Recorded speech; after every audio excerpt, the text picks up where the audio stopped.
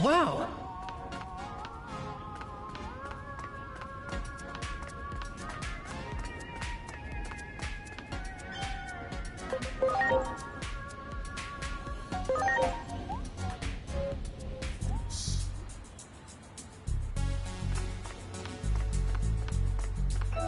Great!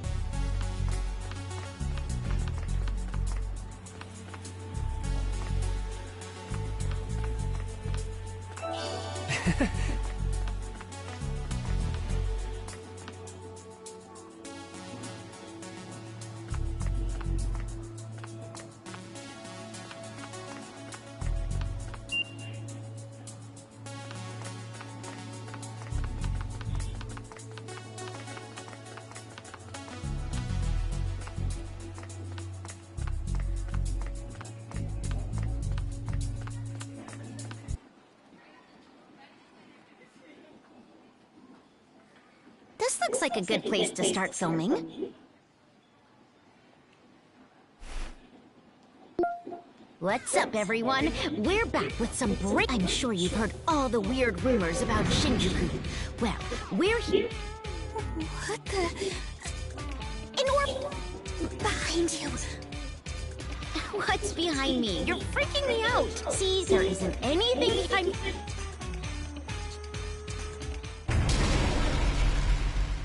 Wait, is that... Hiroko! What was that just now?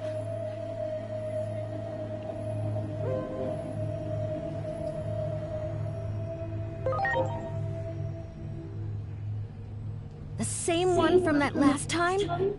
The one that was after the egg in the temple? And it might still be after that egg. Let's hurry. It looks like... We should leave her here. Yeah, I guess you're right. Sorry. It looks like we can...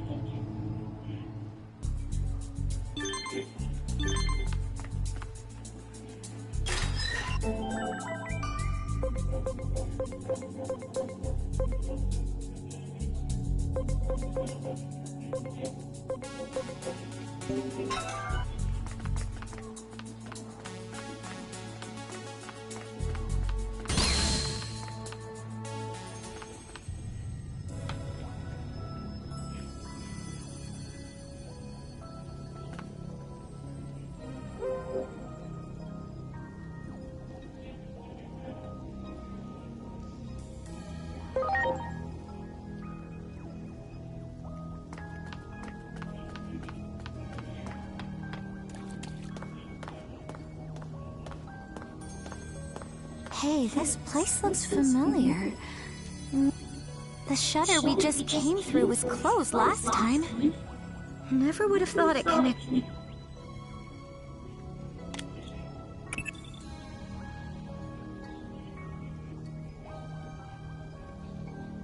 Those readings were up ahead, right?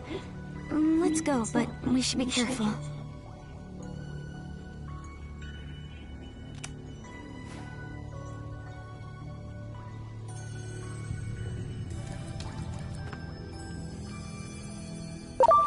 Do it! Preparations complete!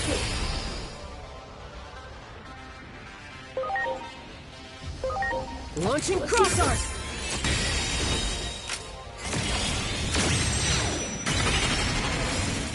Thanks.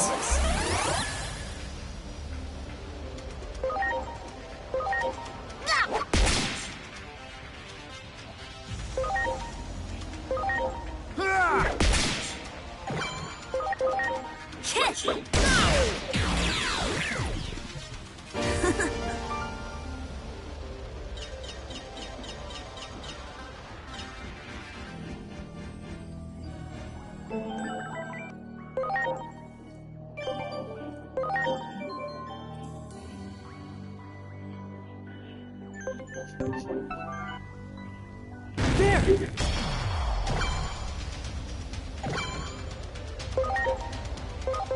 Here goes! Attract Echo! ya!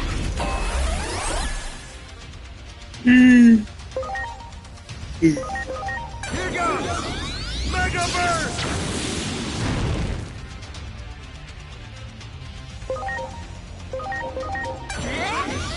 Demi Darts!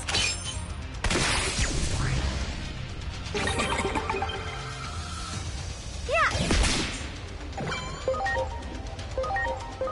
Ha! Corona Blade!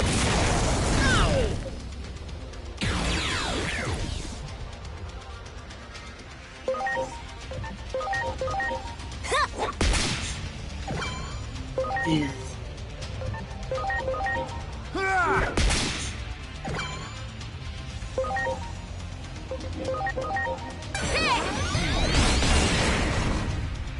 Yeah!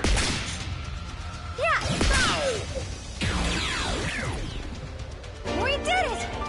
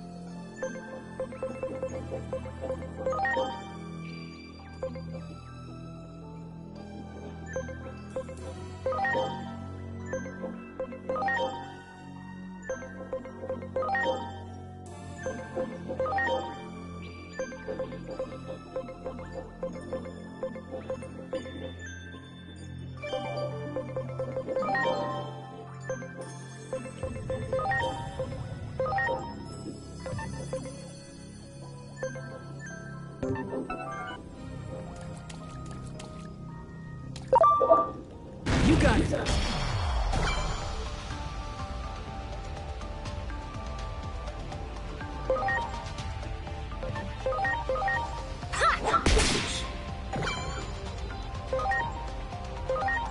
Rah!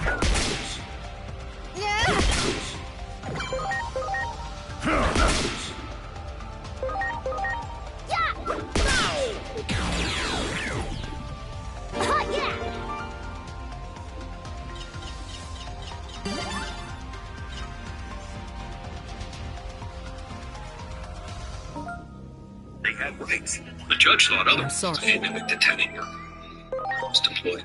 Came back to my own office. These people broke in, changed my locks, and forged a lease. They were intruders.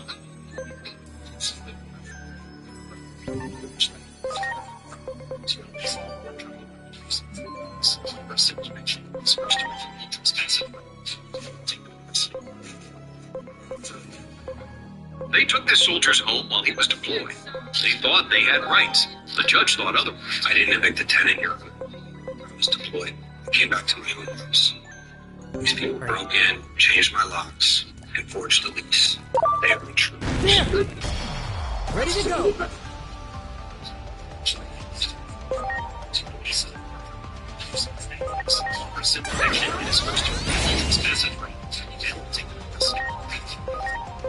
Here goes! They took this soldier's home and knew him on the shelf. I'm going on the couch. You'll take your plea like period.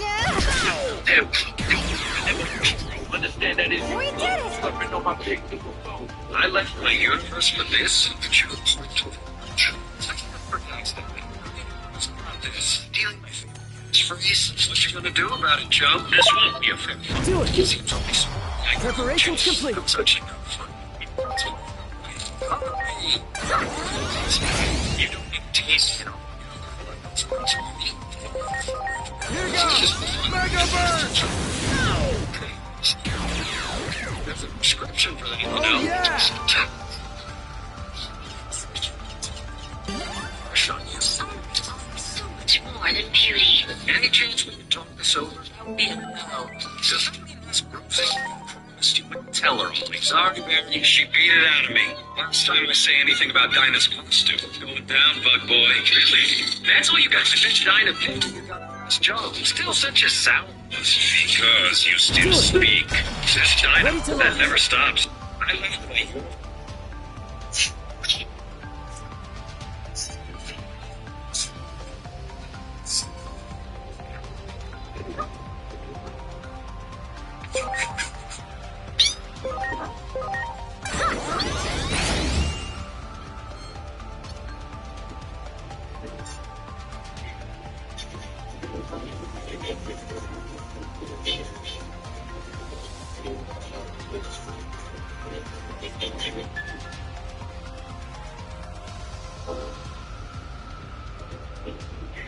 In the heart of South Africa, whispers tell of the Tokoloshe, a sinister dwarf-like creature sent to haunt the night.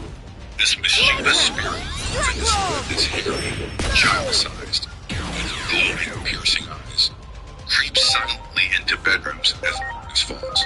Elders warn Tokoloshe. Look, if you think umbrella theft in Japan is bad, until you hear this. First, underwear theft. Japan is safe enough that you can leave a magnet on a cafe table. Scientific. That's basically full samples at this point. Some thieves literally use fishing rods to snatch panties from balconies. Next, most apartments don't have room. hours, so everyone hangs laundry on their balcony. Great for saving electricity. Terrible for keeping your Japan team. Oh, Beams yeah. just walk by. Hey, boss, where is the most dense areas of the human body? I think it's hands, feet, genitalia, and face. Much appreciated. Boss, historically, what was the most painful method of execution Much that you appreciated. performed? You know, I think it was flaying followed by salting, but nowadays we got brain cleaner. Everyone, Please touch.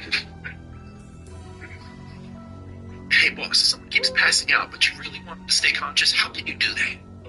It's evidently to keep them conscious. How about over the counter? Suppose large doses of nasal spray like Africa do the same thing. Keep them really busy. Sure, she's a mentally suited. Hey, boss, how much voltage does it take to stop a human heart? Okay, not gonna answer until you tell me what the hell's going on here. On a 7-year-old daughter, she's a pastor, giving her lessons that were in the Bible. Hold on, man, boss, I got this one. Jay, it's not the voltage you have to worry about, it's the temperature. You know what, let me show you, I'll draw you a schematic. Hey, boss, where is the most nerve-dense areas of the human body? In order, I think it's hands, feet, genitalia, and face. Good. you got it. Boss, historically, Ready to go. He didn't call his daughter for half a year. It looks like a clear case of abandonment. But the reason he went silent is the last thing you expect. Why it claims you abandoned your daughter for 6 months with zero trouble. Wait, this was silent service on a submarine and you couldn't home. It's not abandonment. Here goes. That's it. Mega burst. Custody is reinstated immediately. I got you. Cross claw. Only on it's I don't let you arrest us today. So did a deed for me.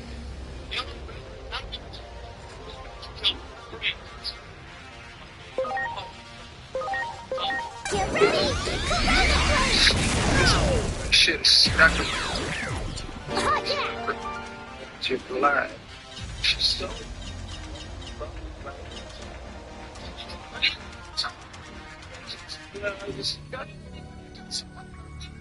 Much appreciated. Everyone, I'll put you out of your misery. Say wham. do it. Ready to launch.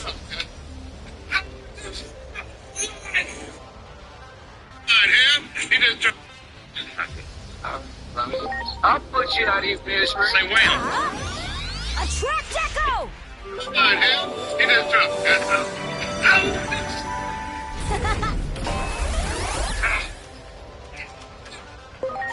I got you. Mega burst. Nice rope it down. Give up your code of honor, son. Why lower yourself to work? You're not so pure, Amazon. You're executing. Cross claw. She was my sister. Sister, you led into a life of crime. She paid for your mistakes.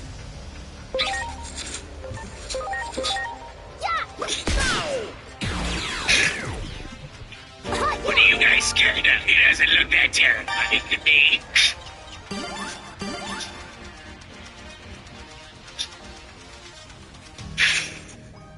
How do you want to do this? Much The appreciated. wrong idea. All I want is to hear you Do it. Huh? Just keep Ready to fighting go. until one of us dies. so damn you, buddy. Just my bare hands. You got it.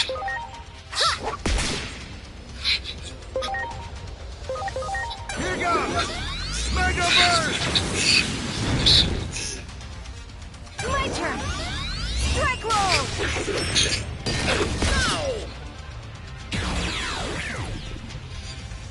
You did it! She's not a bad one. I'm on the way.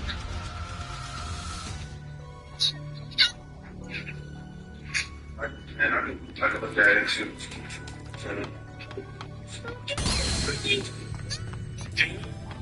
Please. There. This baby.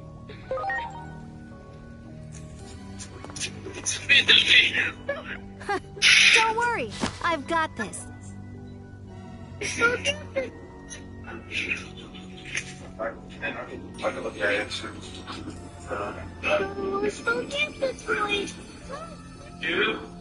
three. Going to lines.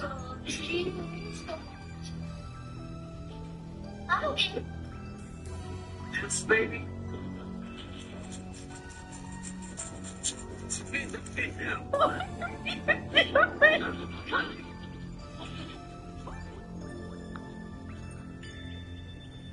Two, three.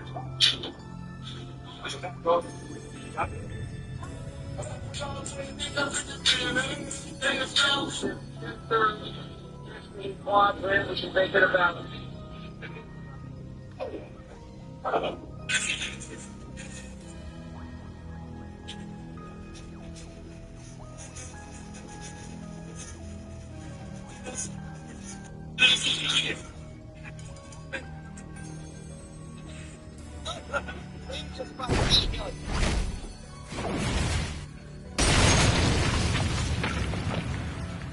Couldn't be any easier. Now let's go. Oh, I hope this works out. I'd hate to run into any sort of trouble.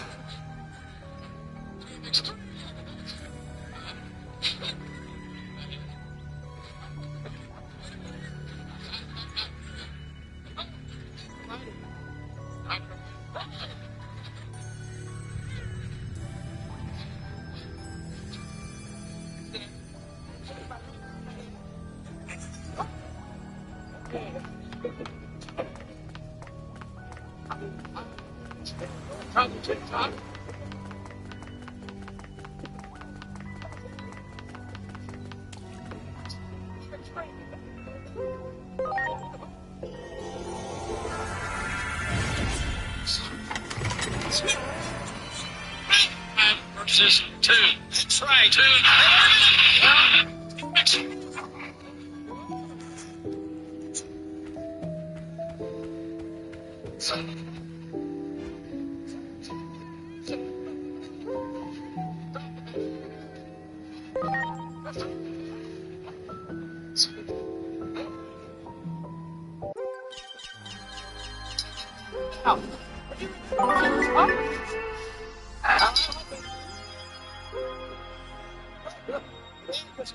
Kelly.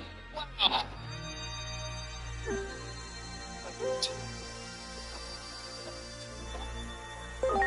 Captain DX71. So,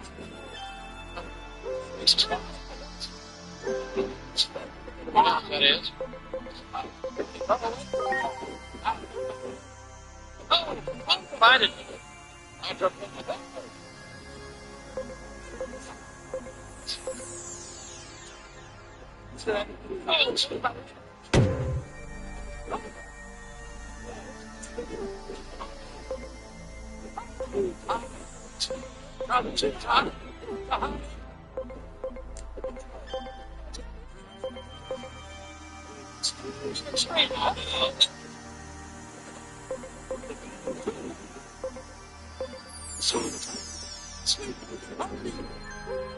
Versus two. Try two.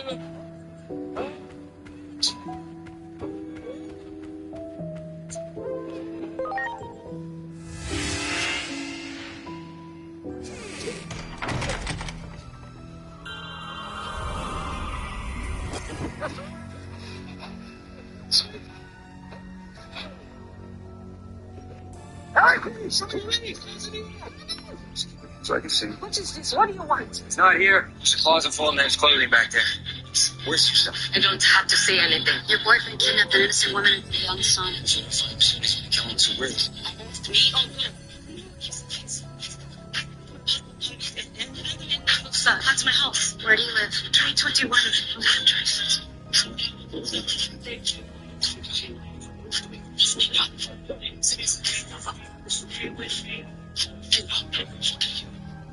We're out of time.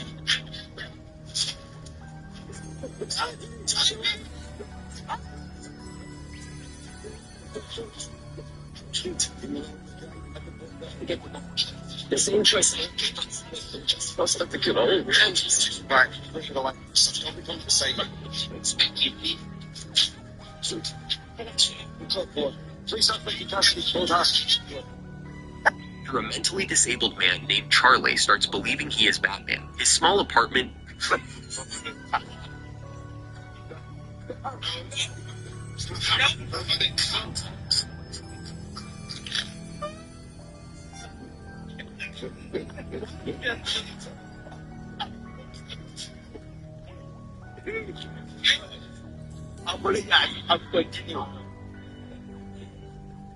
This is what happens when you have 12.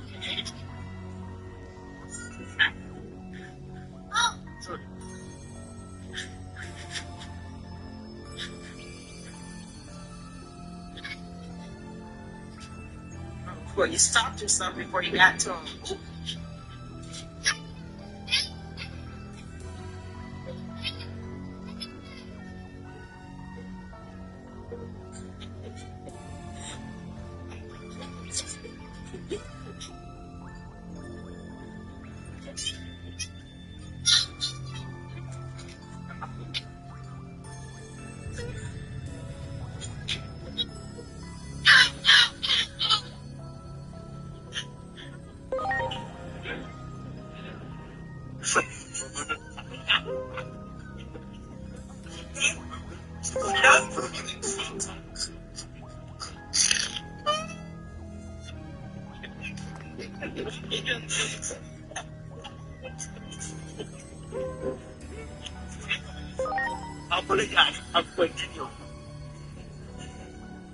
This is what happens when you have 12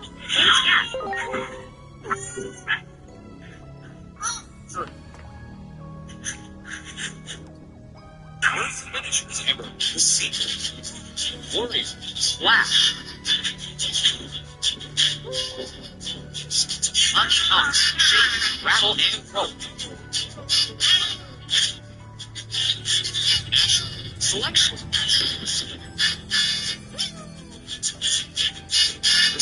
Super fist.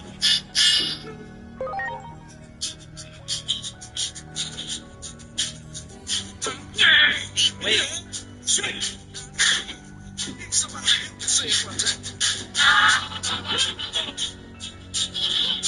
The rose plant.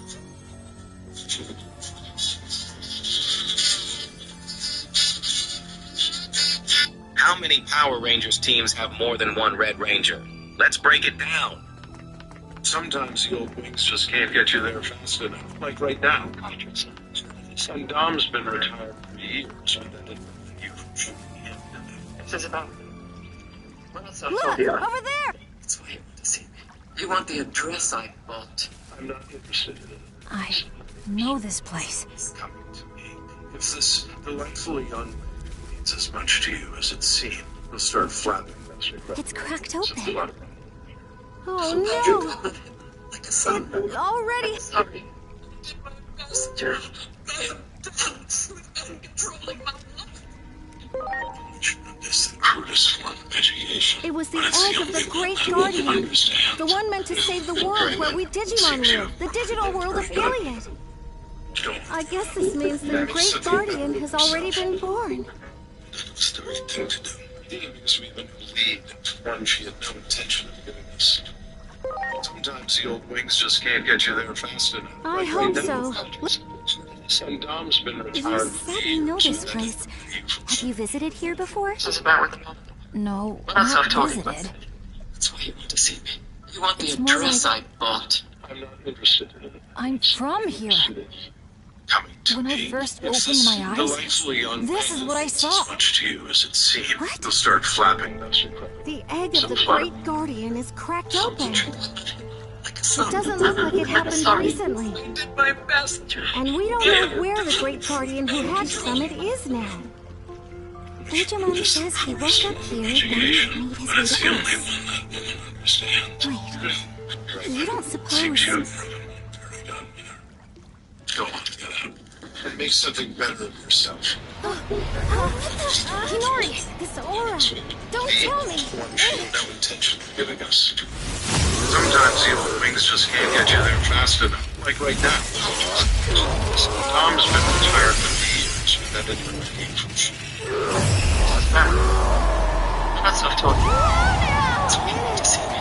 Not the dress I bought. Come to me.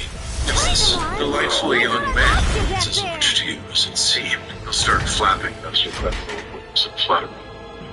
Find what you were looking for, Minervamon. Well, I shall have to nip these potential threats to us in the bud. Impossible! Is he prying the gate open with pure brute strength? Why does Big Show look like he's in pain just walking? In the ring, he's a giant that hits you with instant intimidation. But everyday life, not so glamorous. At his latest public appearance, watching Big Show walk was rough. Every step looked like a struggle. Face twisted and simple but brutal. Honestly, the fact he can still walk is a miracle. Paul White has been wrestling since his 20s, giving WWE decades of legendary moments. He's been through countless high-intensity matches. His finishing moves sure they crush opponents, but every big hit hits back in his own spine. Collapsing the ring, crazy visual, but the price was huge medical bills. That would reckon no lose. A giant like Big Show, devastating. At his peak, he weighed 480 pounds, putting insane stress on knees and hips, leading to severe arthritis. Back in 2018, he admitted his hip pain was unbearable, messing with everyday life and work. By 2024, he'd had both hip and both. Why does Big Show look like he's in pain just walking? In the ring, he's a giant that hits you with instant intimidation, but everyday life, not so glamorous. At his latest public appearance, watching Big Show walk was rough. Every step looked like a struggle, face twisted in pain. The reason? Simple but brutal. Honestly, the fact he can still walk is a miracle. Paul White has been wrestling since his 20s, giving WWE decades of legendary moments. He's been through countless high-intensity matches. His finishing moves sure they crush opponents, but every big hit hits back in his own spine. Collapsing the ring, crazy visual, but the price was huge medical bills. That would reckon no lose. A giant like Big Show, devastating. At his peak, he weighed 480 pounds, putting insane stress on knees and hips, leading to severe arthritis. In 2018, he admitted his hip pain was unbearable, messing with everyday life and work. By 2024, he'd had both hip and both. Why does Big Show look like he's in pain just walking? In the ring, he's a giant that hits you with instant intimidation, but everyday life, not so glamorous. At his latest public appearance, watching Big Show walk was rough. Every step looked like a struggle. Face twisted and crazy, simple but brutal. Honestly, the fact he can still walk is a miracle. Paul White has been wrestling since his 20s, giving WWE decades.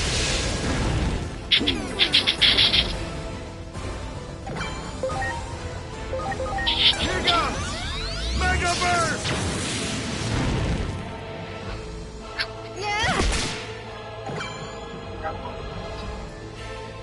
Believe how hard it is to find a Bosnian in San Salvador. But I need your help identifying somebody. Can help. Of course you can. I have a fingerprint. What do you know about touch DNA? You slip. It's my wife. How is Fadila? Vlad in was a mistake. I can easily blame it on the hash. Yeah, crazy day. Kinda like when Superman went nuts and you went right along with him. Kiss me later. We have to help these innocent people. The same innocent people who cheered Superman when he executed my friends? My sister? Sorry, Colt. But you never hurt civilians. You're better than that. Once upon a time, I was. Say, Colt. Yeah, crazy day. Kinda like when Superman went nuts and you went right along with him. Kiss me later. We have to help. She called him broken to take his kids away. Watch the exact moment the judge shuts her down. Council claims your diagnosis of combat PTSD makes you a danger to young children, that you are quote broken. I disagree.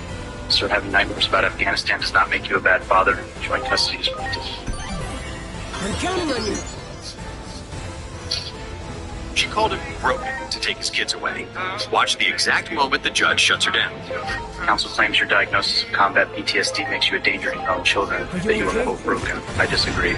Sir, having nightmares about Afghanistan does not make you a bad father. Joint custody is plaintiff.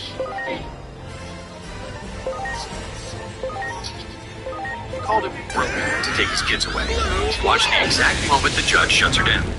Counsel claims your diagnosis of combat PTSD makes you a danger to young children, that you are quote broken. I disagree. Sir, having nightmares about Afghanistan does not make you a bad father. No. Joint custody is... Okay. No!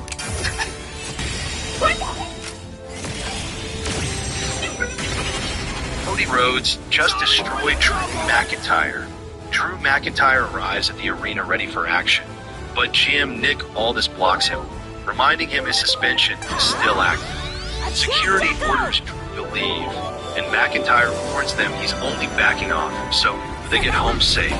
Suddenly, Cody Rhodes blindsides Drew with a brutal attack beside his car. Security rushes in, dragging Cody away as he storms through backstage, heading straight for the ring. Cody Rhodes just destroyed Drew McIntyre.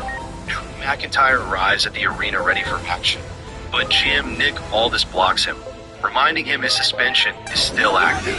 Security orders Drew to leave, and McIntyre warns them he's only backing off, so they get home safe. Suddenly, Cody Rhodes blindsides Drew with a brutal attack beside his car. Security rushes in, dragging Cody away as he storms through backstage, heading straight for the ring. Cody Rhodes just destroyed Drew. I wanted to pay you the courtesy of turning you down in person. I don't want you to. But I said you did. Please. We're looking for some information about Rhine Communication Services. Where are them? Perhaps this will jog your memory. Tell me how it all works. They find someone who's planning to move. Same age, ethnicity, loners, or people without family.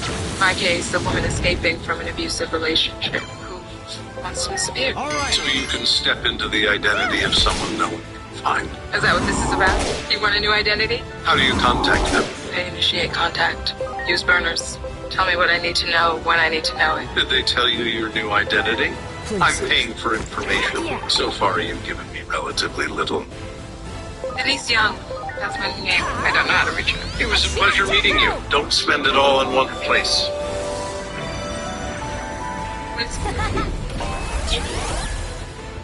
Who's that on TV? Who's that?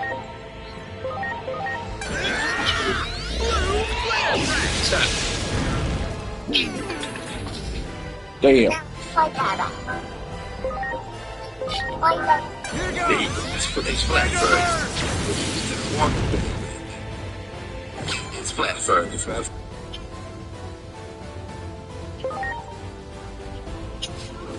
You done said everybody name, but All right. can you please say mama?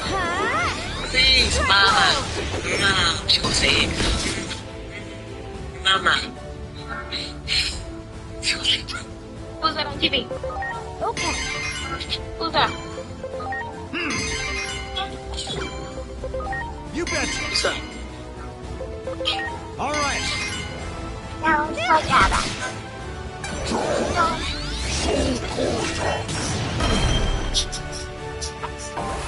Job like normal John Cena, and you're wondering if he's the one okay. I gotta ask you this, are you okay? I'm trying to figure that out. Hey, The gate's gone haywire? Come on. job like normal John Cena, and you're wondering if he's the one okay. I gotta ask you this, are you okay? I'm trying to figure that out. Hey,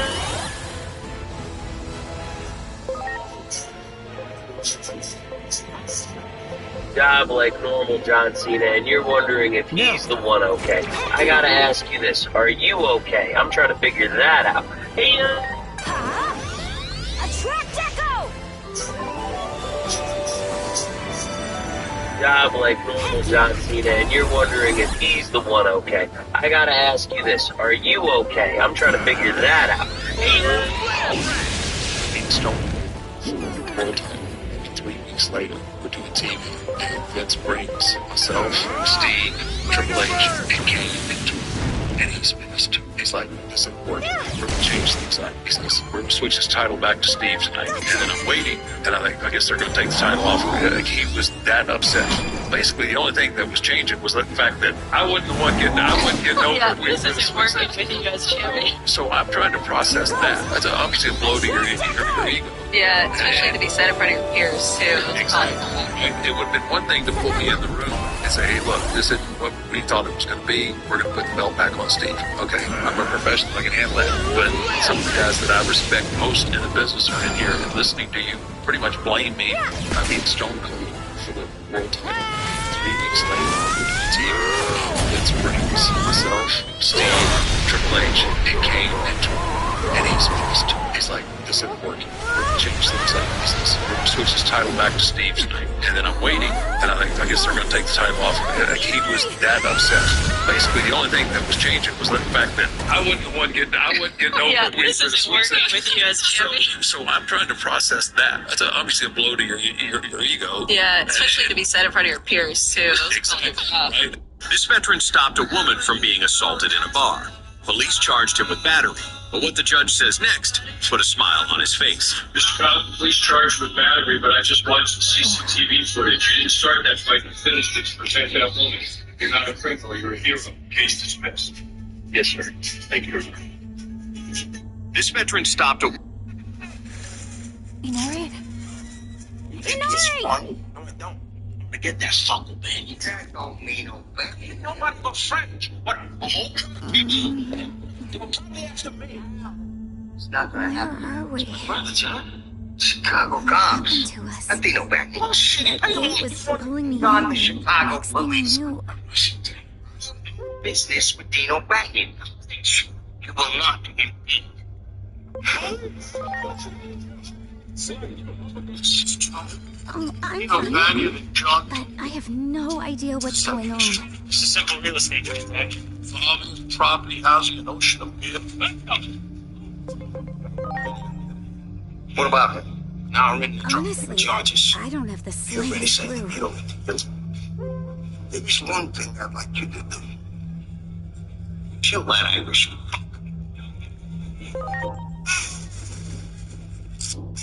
Good idea. I'm might full figure something out delusional once I get cowboy out of shit here. again. Cowboys to the Super Bowl, Let's baby. start looking.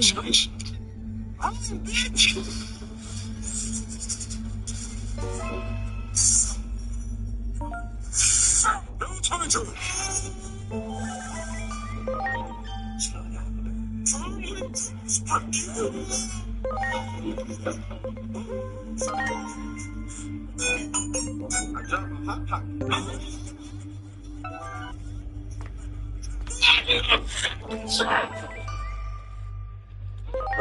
Can I try it really quick?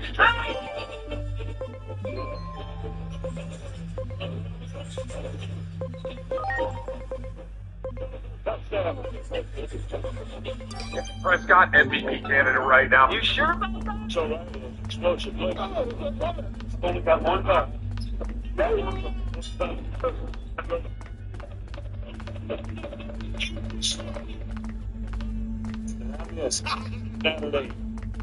It looks like this leads outside. You know, William Knight, we're back, here. I'll go check it out first. Whoever loses this, their season's basically over.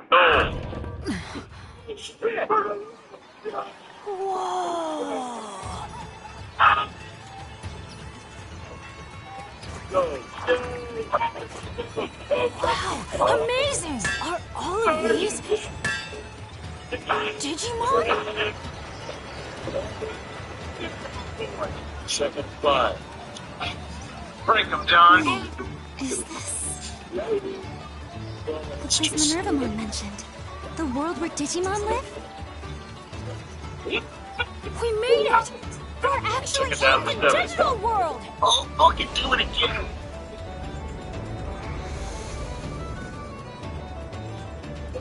We're good.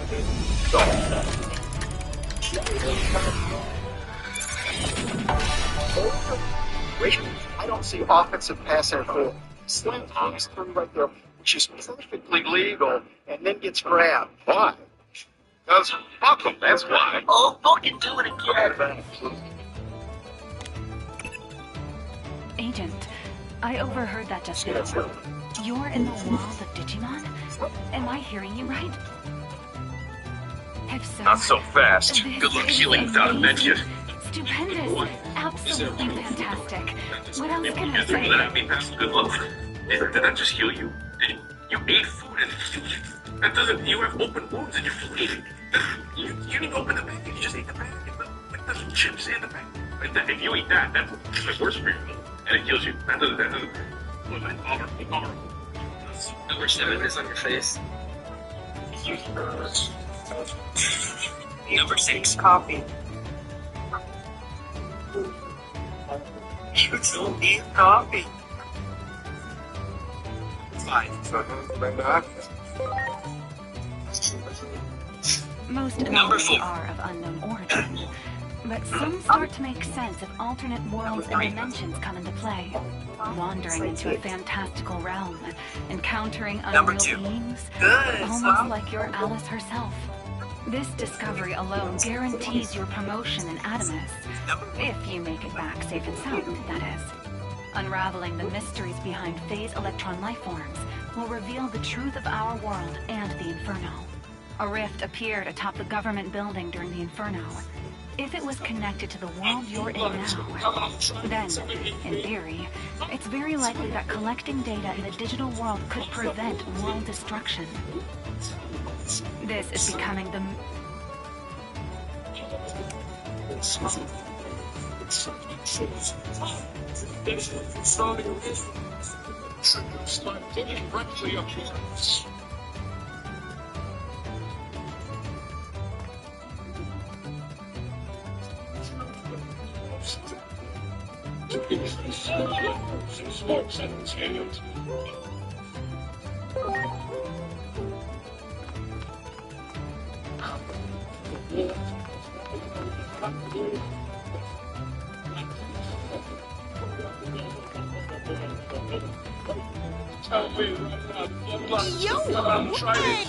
Yo, you.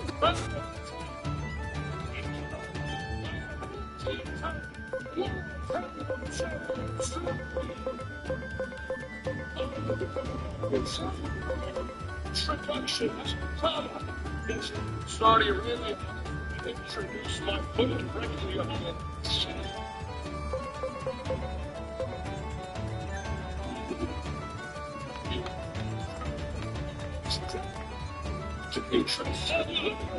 Sparks Entertainment.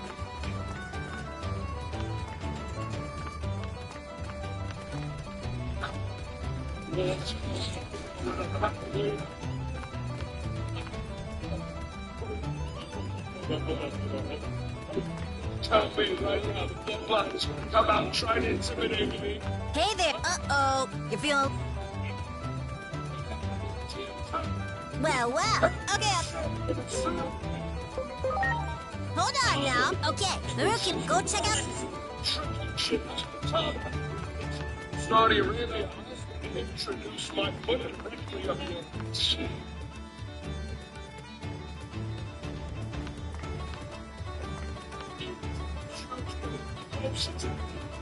To interest Sparks Entertainment.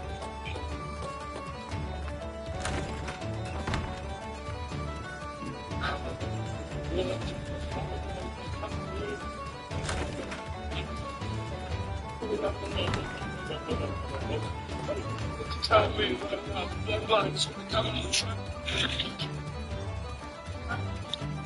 Haven't seen you folks before. Why not take a look at my wares? Wow. I've never seen anything like this before. You sure haven't. I mean, there are so many thugs outside town these days, right? And rumor has it, the Titans are moving back in too. Better stock up here and be ready for anything.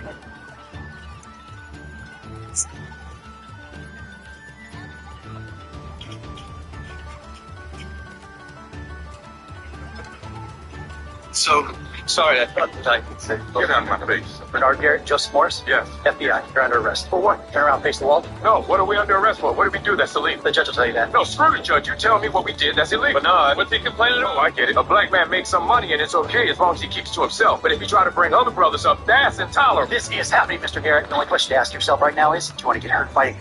Federal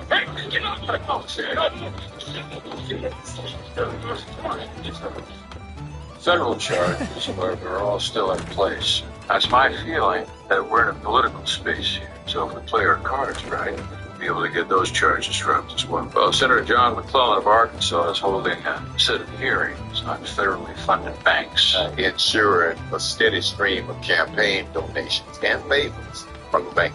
So what does that have to do with me? We need to change these laws. I mean, quick. For niggas like these can own banks and loan money to other niggas. That. I'm so sorry. I thought that I could say. Get out of my face. Bernard Garrett, Joseph Morris? Yes. FBI, you're under arrest. For what? Turn around, face the wall? No, what are we under? This young veteran was arrested for stealing a razor and a tie. But when he told the judge why he took them, he got an answer nobody was expecting. Theft of goods under $20, a disposable razor, and a necktie. I had a job interview, sir. I needed to look square. You stole to get work? Son, I'm dismissing the charge, and the court fund is buying you a suit for that interview. This young veteran was arrested for stealing a razor and a tie. But when he told the judge why he took them, he got an answer nobody was expecting. Theft of goods under $20, a disposable razor, and a necktie. I had a job interview, sir. I needed to look square. You stole to get work? Son, I'm dismissing the charge, and the court fund is buying you a suit for that interview. This young veteran... You look like a ripoff of this guy in the 70s.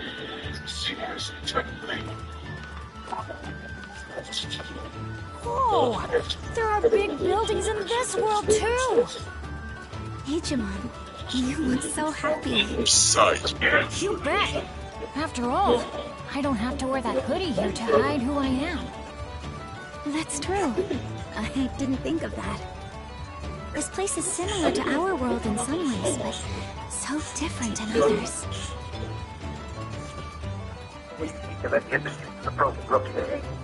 When the bullets started flying, tell me anything didn't happen with you the day I got shot. That I have to get past that. Well, you did. Now it's my problem. Yeah, you want nothing about it? Yep, that seems to be the best plan of action. I hear one thing about this world. Let's walk around and get a feel for the place.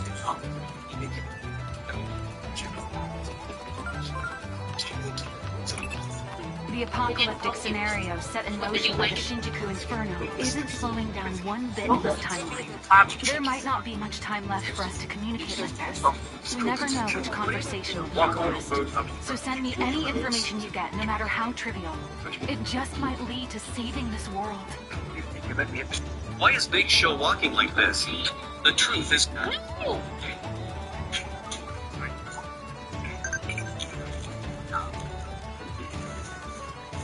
Looks like it wasn't the action figure that was angry at me, Dean. Then what is? I think maybe his mom can't let go, but she's still protecting from the grave. Protecting him from what? From us. Maybe she doesn't know what threat's real and what's not, so she just attacks all of them. We're in jail, okay? You have to tell her to stop or go away. She's my mom. She'll go. And you gotta let her go. You'll be okay. Mommy, stop it. Let me go. Mommy, stop it. Let me go. No, never come back. I'll be okay, I promise. Love you too.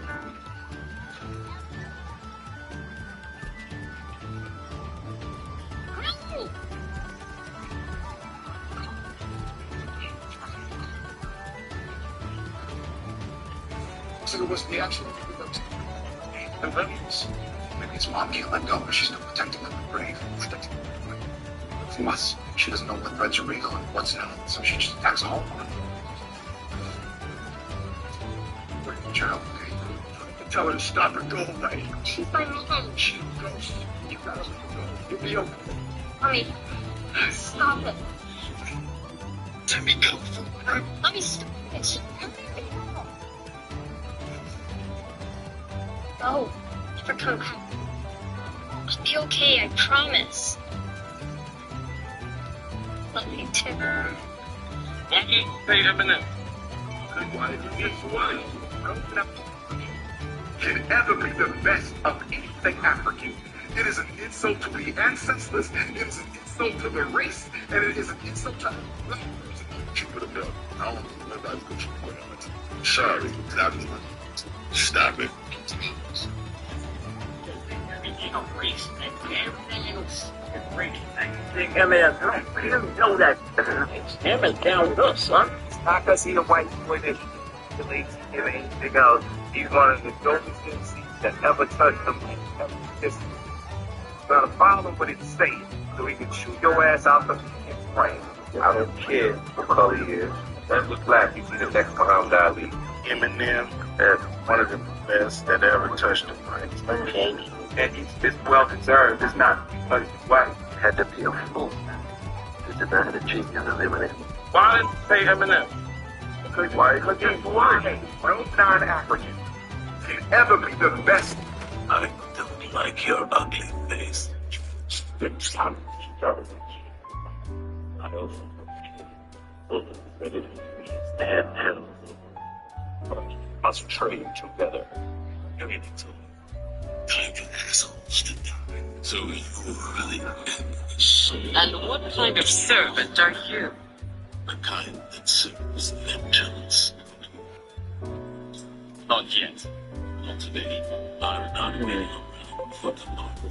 I don't like your ugly face. I also have chains and bullets ready to freeze the nails over. First, we must train together. Training's over. Time for assholes to die. So you really am the servant. And what kind of servant are you? Help me conjure green energy, okay? You have not your father's gift. You kind of suck as a mentor.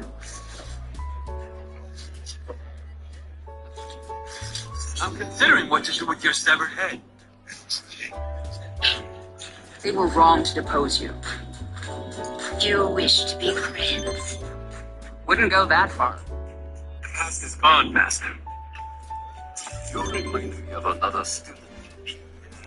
What is it with old men and boring stories? Such a pretty face. You look so much like her mom. Screw you, creep. Why did you scream like that too? You don't mess with my daughter. Next time, fight your own. That's why I'm here. I am protector of Earthrealm.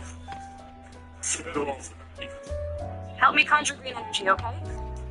You have not your father's gift. I suck as a mentor.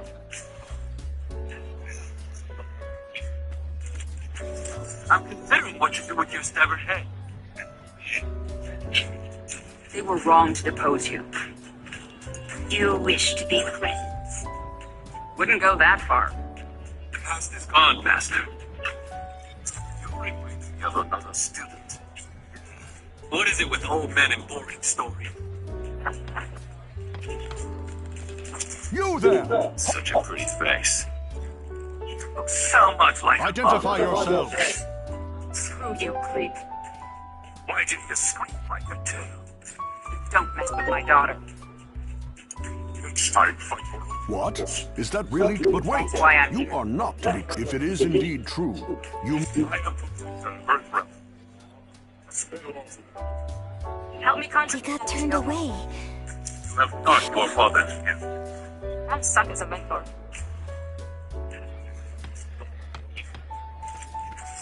I'm considering what to do with your severed head.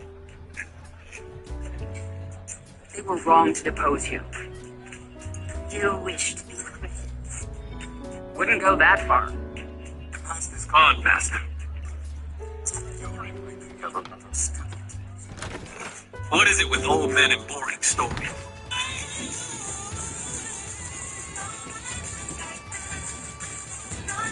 He treated her like a criminal for feeding. You're interesting. Hey, me and you having some kind of discussion. It's my life, Dad. And you gonna live in the backseat of the car, swag with a pistol, when you took County over. Why not? In your life. Your life belongs to marrying that boy. If you don't want to marry me, why don't you just come out here and say it? Sir, you watch this.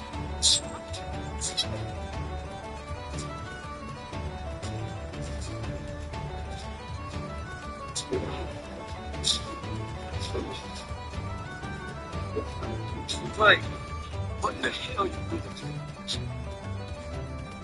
Okay, well, take hold of it. That means help. You think I'm giving it to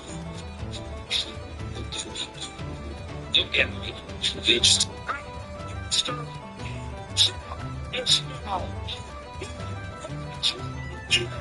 Making some little tournament? It's one of them.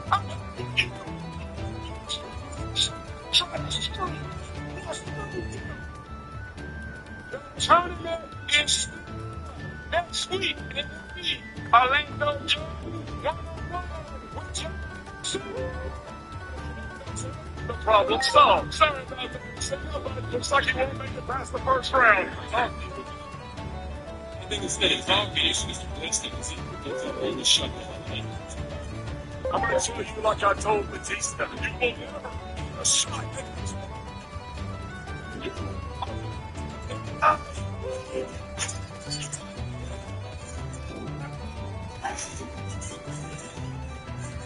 Get, whatever it is. Mr. Reddington Monster. Bring the dog, leave the boot. Rosie Cavendish shut him. Franklin, named after a great uncle. The guy had eczema, dermatitis, seborrhea. I need some evidence. You know my name. The personal effects of a homicide victim that are currently in evidence control. Evidence control. I'm responsible for checking in and out evidence. That's true, but the deceased name is Nick Purple. You have 24 hours. That should give us enough time to get... Cheer up, Lou. I'm in your debt. What a good that'll do me if anyone finds out I did this. Yes, giving me this evidence is vital and much appreciated. What Coco and I have been up to is a revelation. You need to get that back before anyone knows it's missing. She's always welcome to come in for a grooming free of charge. Really gotta remember. Oh, and her ointments. Ointments? Ointments. Funny word. Twice a day, 3 times on her inner folds. Coco, it was all mine, sweetheart. I'm analyzing the data you sent over, and I'm honestly at a loss for words. The data you sent matches many of the entries in Adamus's cryptic database of unidentified mysterious animals. That means the Digimon in that world are in all likelihood closely related to the cryptids. Although still a work in theory, we now believe most of the anomalies we've been dealing with stem from Digimon. Connected to the Shinjuku Inferno as well. However, we'll need more data to make it conclusive. Keep gathering what you can. Come on. Nice sound, ready? Stand a little bit closer. Wow, so this is the digital world. Yeah, it's all just one surprise after another. But what is it, Emory? How are we ever going to get back to our world? Minervamon came to Shinjuku from here. There must be a way to travel between the two worlds. We have to find Minervamon and ask, so we can figure all this out. Shut up, you little jerks! Easy. Drop your weapon. Who are you? Saga Harden. What determined this? Wimp! Ha! And Minervamon... Anacreons aren't allowed on Imperial soil. What are you doing here? Scrap What did you say? A lot of armor, scrappers. We're looking for the ship's navigation module. Any critical components were stripped from this hull decades ago, but again, a real scrapper would know that. We should leave before the Empire catches wind of this. We must not see the Empire. One more time! That tower. Take I'm us no there. coward! Why? And I'll prove it to you! Let me be clear. Order to use every resource we come across. It's not that simple. We have a fence. We're aware of your fence. So you perform maintenance on it, which makes you the perfect person to take us through it. Did it? Ah! Easy. Drop your weapon. Who are you? Saga Harden, Warden of Terminus. Huh? Have we? Anacreons aren't allowed on Imperial soil. Aren't you human? Wait, What are you doing here? no way! Scrapping. A lot of armor, scrappers. We're looking for the ship's navigation module. Any critical components were stripped from this hulk decades ago, but again, a real scrapper would know that. It was all that We should strange leave Shadow's fault. before the Empire The shadow catches that wind of you- this. My people do not see the Empire. What are you... That tower. Take us there. Why?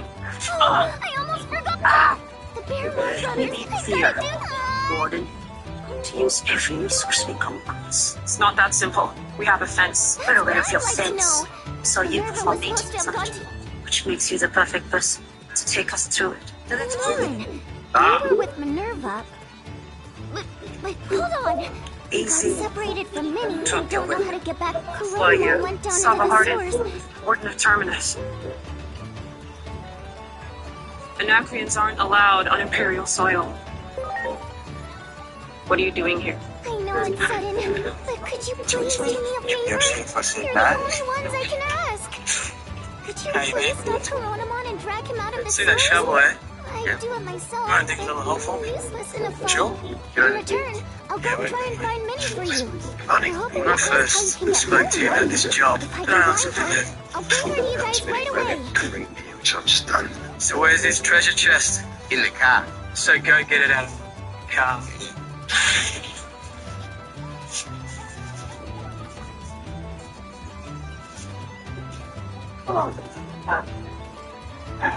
What's the boss? Funny. On the mommy. It's fine too.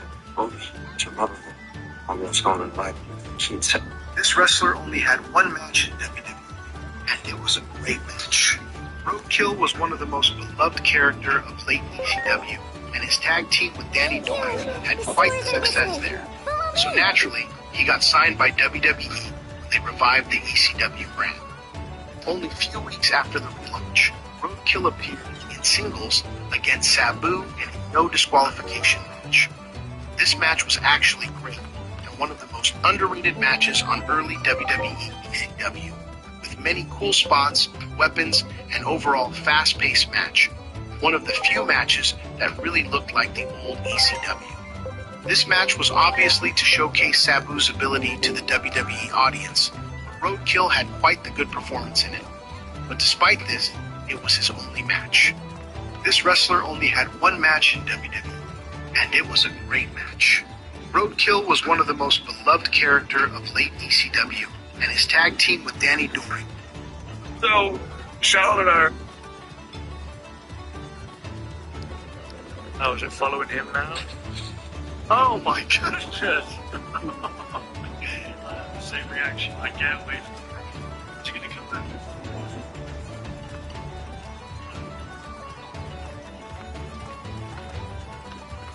Great.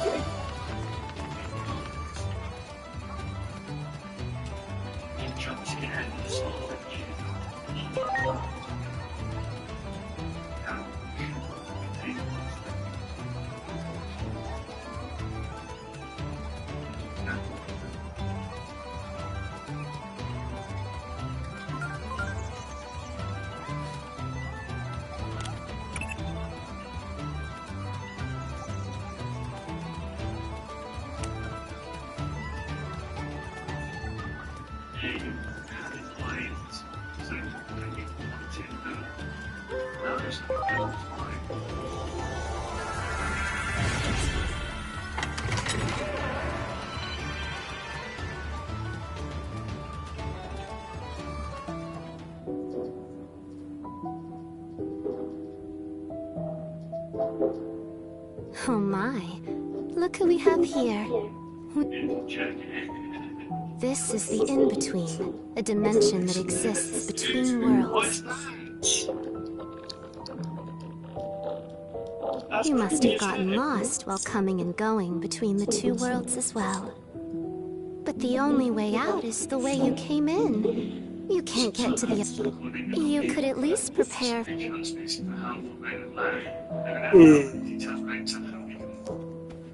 How he got to this point. He told Lucy that the ponds were preventing him from doing a flying expedition, so she helped him track down the ponds and telling the rest of us. Okay?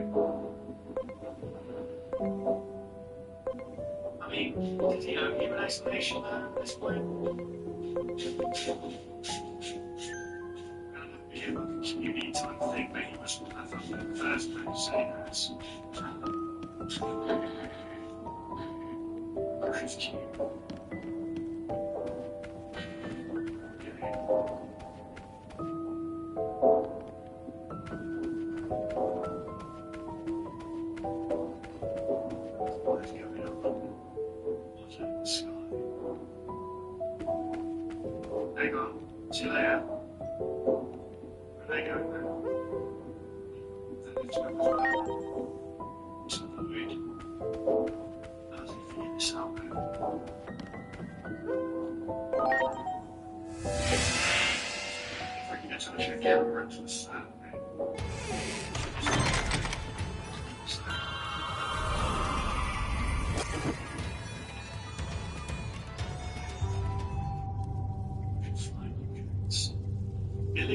They're in space right now. That looks a bit sus. So these are the sewers of a Digimon town, huh?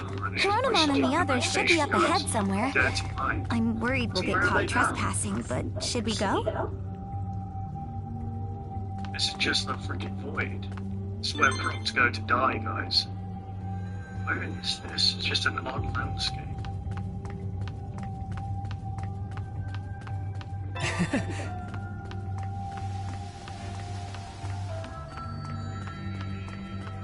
There's gonna be a big freaking cosmic being there in the middle of nowhere, just meditating like this.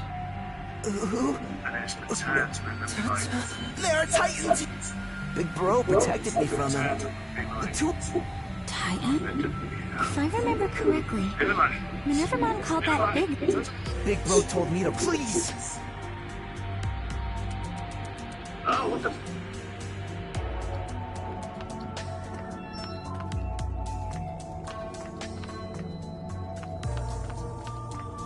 What's happening?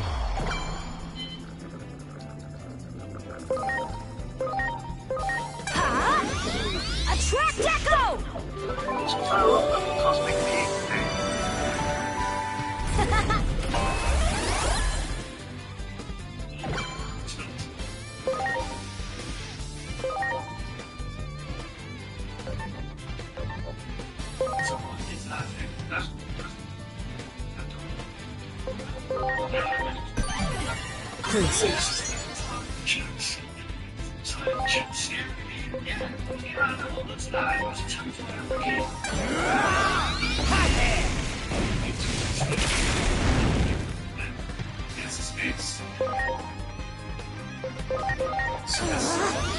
Hearing shot!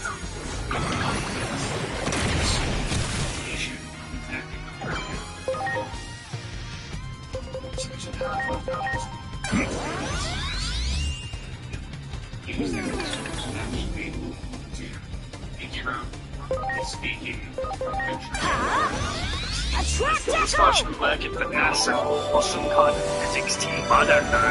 He's spending his time trying to find some weird entity within a source entity. Get ready! Shadow! Into the sun, raising light, getting to Memphis Bay battle, the bad light.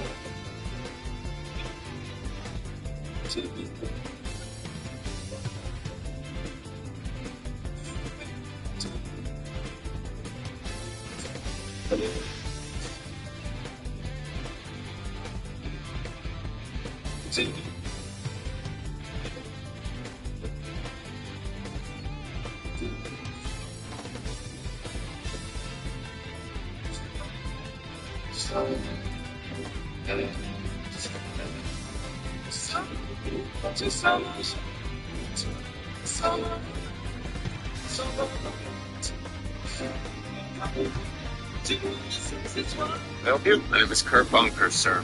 You're to apply for the open deputy position. Seriously? I understand that my physical appearance may be unsettling, but I can assure you my ties were severed long ago. Unfortunately, the removal of my tattoos has taken longer than anticipated. Dade County Sheriff's Department of Florida knows what it just became prudent for me to distance myself from former associates. And why are you back? It's time to come home, man.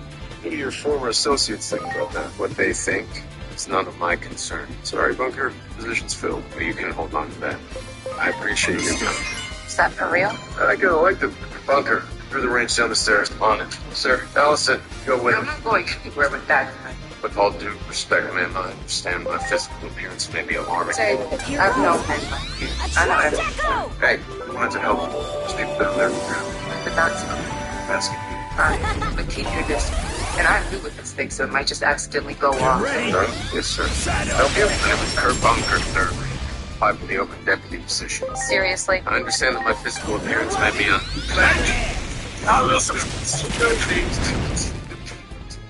Ready to go! Stand up slaves. Where's the whole son of? Definitely step up when you said it. Thanks for going away. To the way. You'll get your son.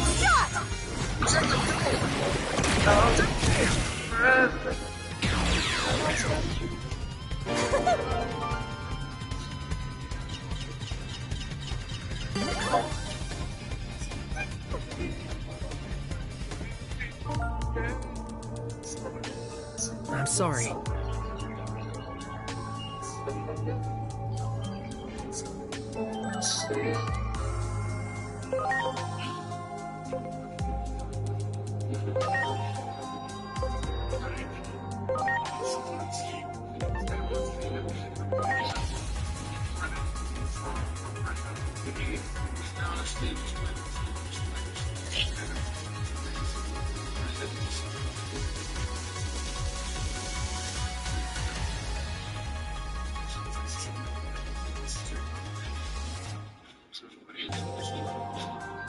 Just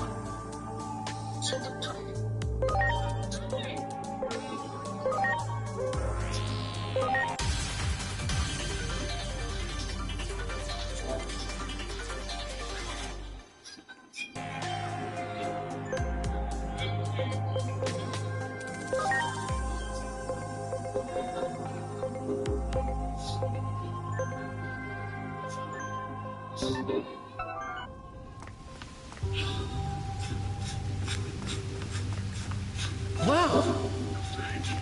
That one's ready to launch.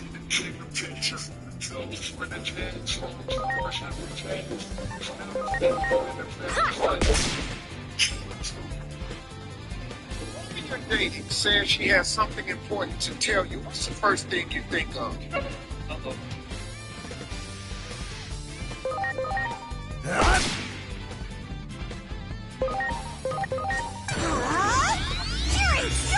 Before a man goes to prison, what might he do? When the woman you're dating says she has something important to tell you, what's the first thing you think of?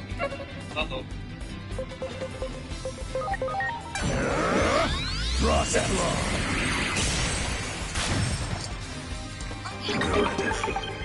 Before a man goes to prison, what might he do to make himself really unattractive? Heck yeah! Shave your head, take your ugly ass off.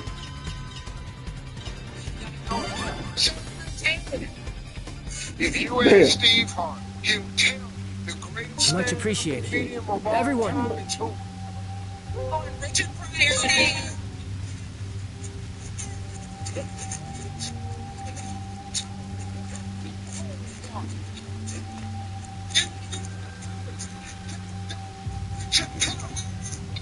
It's something people run for luck.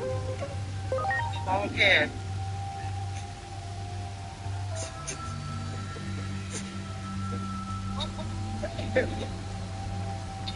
Dave. It's the biggest lie man ever told you. Got 2 strikes, you gotta be careful. We go with, it's really that big. Yeah.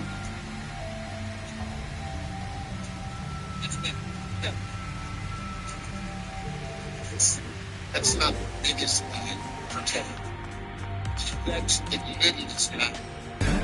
It's right. You got it. Ready to go. Please stop from playing big. I'm not falling. I'm letting you know.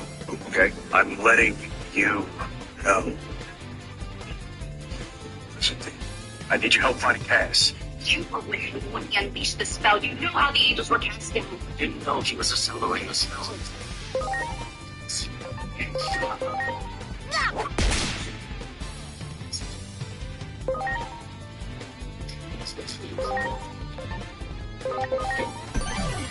I'm counting on you.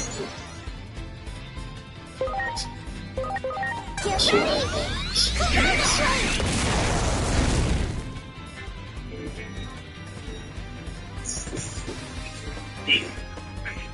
Yeah, and Sam. She's Gotcha!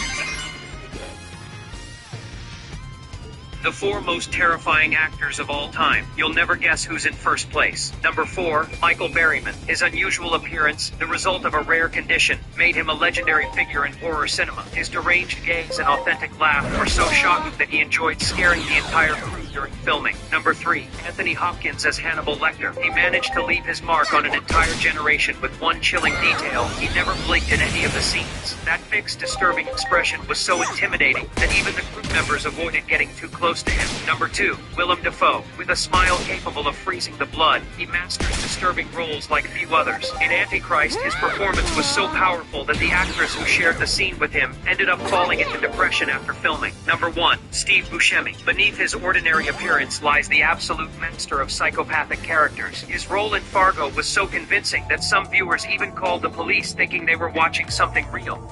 The 4 most terrifying actors of all time. You'll never guess who's in first place. Number 4. I'm sorry. Like to see what I saw? Everyone.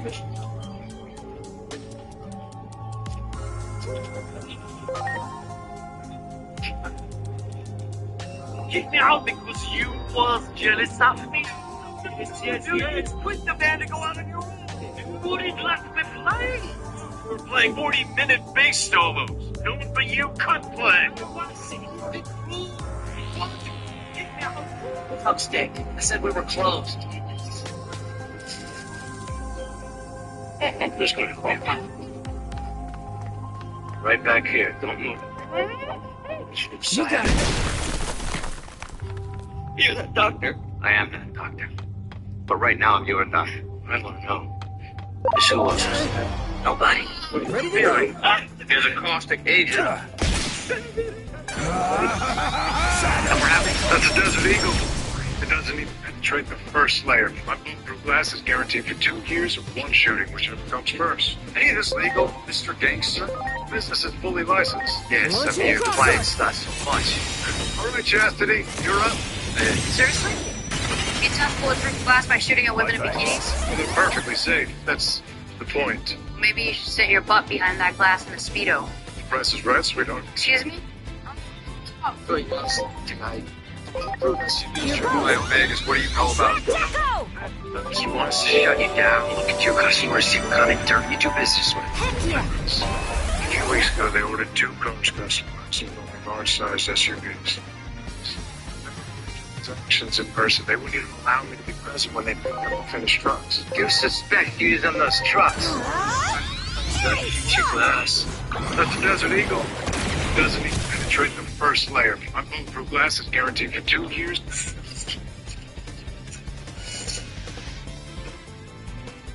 Just one us.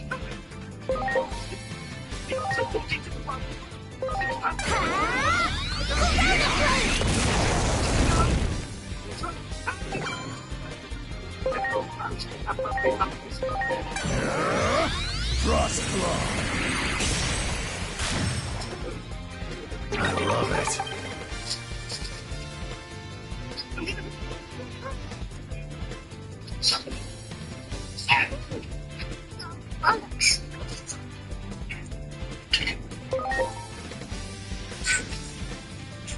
I heard John Cena's #1 fan is upset he's coming to He's already here. Oh. You. Of course it's you. John Cena's #1 fan. John Cena's #1 fan. What do you gotta say to Mrs. Johnson? Jerry, stop!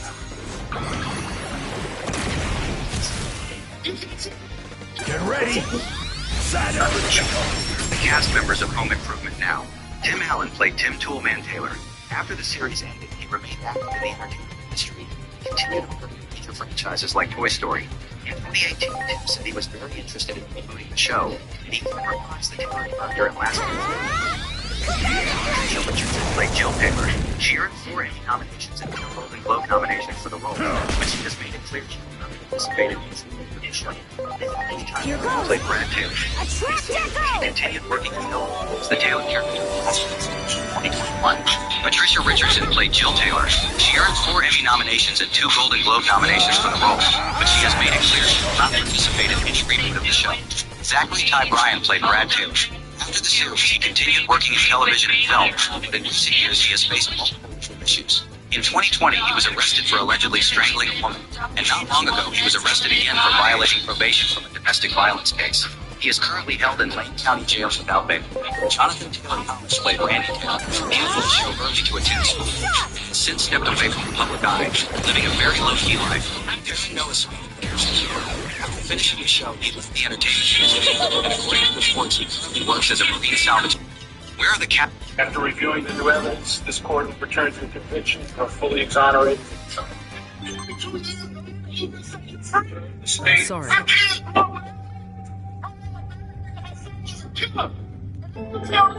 Your sentence is complete. As of today, you are officially released. Need to add the letters. As I sit here, Boom.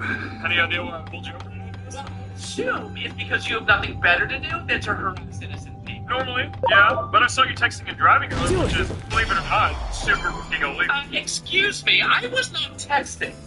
I was online shopping. Oh, my bad. What'd you buy? Well, if you must know. Just kidding, okay. Being on your phone for any reason is definitely illegal. No, but what should be illegal are those glasses. Oh, yeah? And why is that? Well, they really don't go with your face, but then again, nothing does. Bold statement for a woman who looks like a 35-year-old woman with a sun hat. Wish you looked this good with the sun. I wouldn't know because I never fucking wear one. Anyways, it doesn't even matter because I'm giving you a ticket. That's something that can change my mind. You seriously want me to bribe you while you wear a camera? Oh, this thing? Please, this hasn't been on God, you are terrible. No, I just can't buy the charger. Well, you're not getting a cent out of it. Oh, I'm sorry. Did you not see this fucking badge on my chest? No, sorry. I was so distracted by your face. Okay, you know what, ma'am? Step out of the vehicle for me, please. No, I think I'm good. It wasn't a suggestion. And you're still not going. Don't make me count to 3, ma'am. Is that the highest you can go? 1. I'm not going any. 2. I can do this all day. 3. Now what? Now, you're under... Oh, shut the hell up. Anything you do or say will be misinterpreted in the court of law. Boom. Any idea why I pulled you over today, miss? Well, First ingredient. Boom. Any idea why I pulled you over today, miss? Well, I assume it's because you have nothing better to do than... First ingredient is my own still coursing blood. The last is my final breath. I'll absorb most demons and return them to hell. Tight when they body straight where they belong. Yes, Samuel, perform the spell I have to die. It's to be human. Real permanent demise is at your hands. It's in death's books. you know what screw the books. I don't care about anything enough to take my own life. Your brother, or even the world. But I believe in prophecy. I believe in magic. And I'm here and you're here and there. Try to figure out. Tell me, Samuel. They're going to get fun with each other. Most feared demon of the Middle Ages. Legend has it that his jealousy was a source engine. You're suggesting.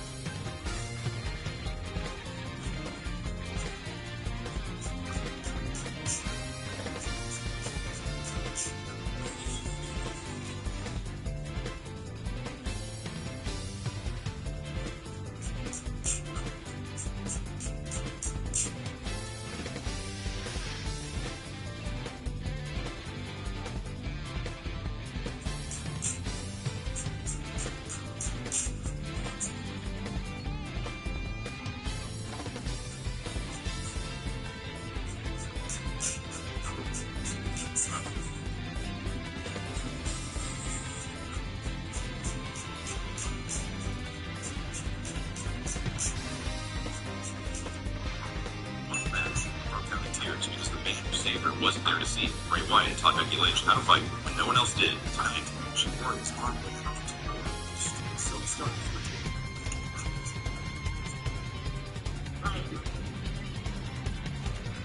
License, registration, insurance. I don't just give it to you?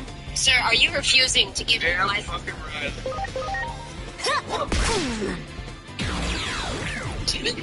Heck yeah! Get out of the car! Get out of the car!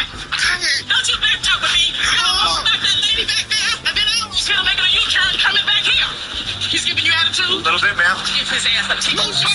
For him to stop texting while he was driving, and he's gonna pay for it, not his mama or Tyrell. You get He refused to exit the vehicle, ma'am, and he was extremely disrespectful. I'm sorry. It's the last time you drive that car to get me. Because of Preparations complete. This will take Jesus and two more white folks to keep me from kicking your ass. You just stand aside over here and not take it in our way. Look at yourself. So why for jail? An English diplomat would intentionally stir his tea clockwise during a meeting. He did this because he knew one of the men at the table was an enemy agent, but he couldn't expose him. However, every true Englishman stirs counterclockwise, so when the imposter mimicked him perfectly, he revealed his mistake and never came alive. An English diplomat would intentionally stir his tea clockwise during a meeting. He did this because he knew one of the men at the table was an enemy agent, but he couldn't expose him. However, every true Englishman stirs counterclockwise, so when the imposter mimicked him perfectly, he revealed his mistake. 10 most evil actors of Hollywood's, currently rotting in jail. 10. Shannon Richardson, actress from The Walking Dead who mailed rice and letters to President Obama and others in 2013. Tried to frame her husband, but was caught and sentenced to 18 years in federal prison. 9. Jeffrey Jones, the Ferris Bueller and Beetlejuice actor, pled guilty in 2003 to charges involving exploitative material. Received probation, counseling, and lifetime sex offender registration, ending his career. 8. Joe Sun played Random Task in Austin Powers. A 2008 arrest linked him by DNA to a 1990 gang rape, and he later murdered his cellmate, serving a long sentence for second degree. 7. Danny Masterson, That 70s Show star, convicted in 2023 of 2 early 2000s sexual assaults, sentenced to 30 years to life.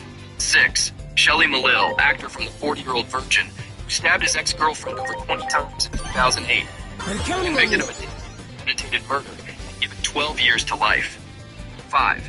Michael Jace, the S.H.I.E.L.D. actor who fatally shot his wife in 2014 in front of their children, convicted of second-degree murder and sentenced to 40 years to life. 4. Ryan Grantham, Riverdale actor who killed his mother in 2020 and considered partner with Mr. Trudeau, received life with parole possible after 14 years. 3. Skylar DeLeon, former child actor who murdered Thomas and Jackie Hawks by throwing them overboard tied to an anchor, sentenced to death in 2008. 2. Stephen Collins, Seventh Heaven star, whose career collapsed after 2014 misconduct allegations involving minors. No charges due to expired statutes. 1. Sean Diddy Combs, arrested in 2024 on federal charges including sex trafficking and racketeering. Held without bail, facing 15 years to life if convicted. 10 times Family Guy roasted other countries. In season 14, episode 20, Brian and Stewie visit the streets aren't at all what they pictured. Come on, and people in season 5, episode 3, they dropped the classic joke about Chinese people being math geniuses. And do math.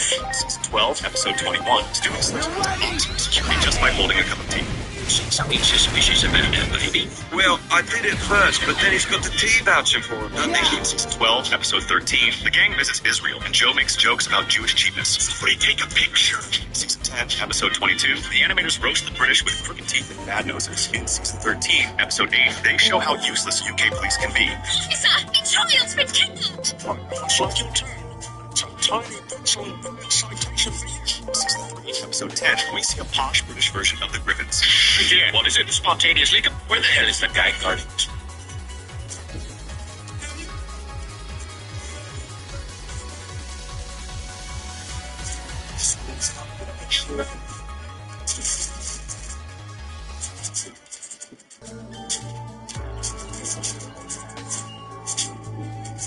Where the hell is that guy guarding it?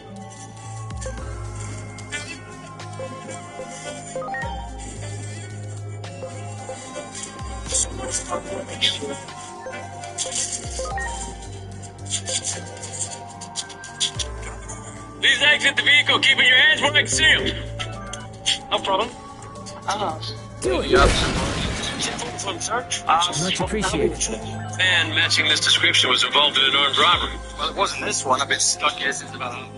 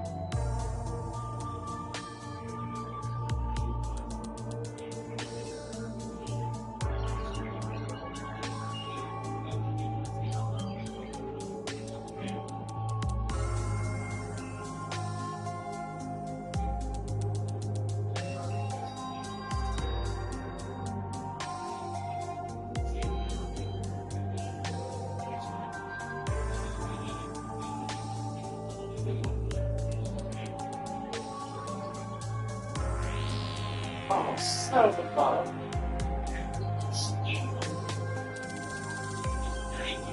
NPCs in GTA game will realize that they actually secrets first. We can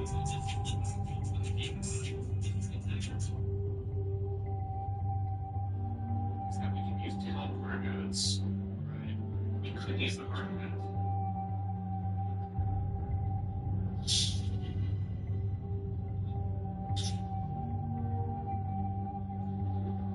Establish a bunch of connection nodes. I see what you're saying.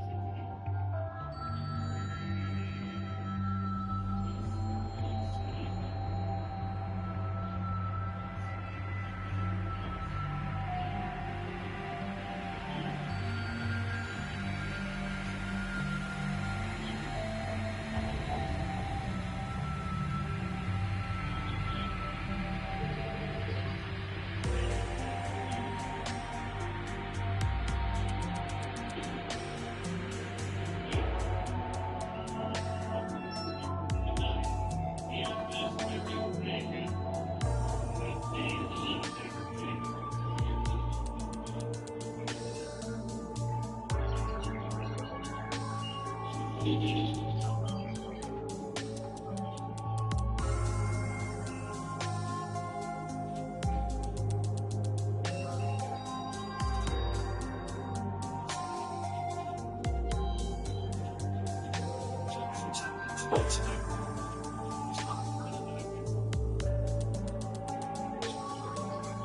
the intellect is seeing himself from the past, the intellect is him from the future. It's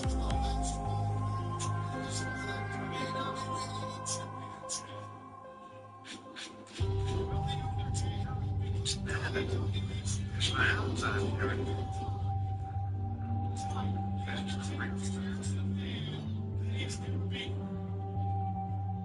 Is that music in game or is that out there?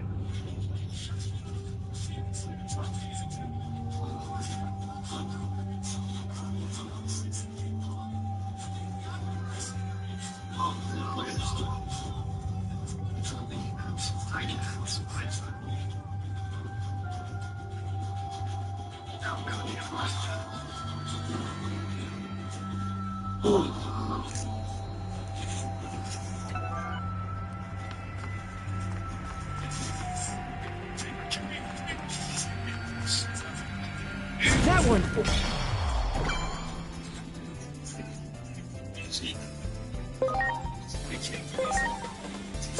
Ha! Attract Echo! Heck yeah!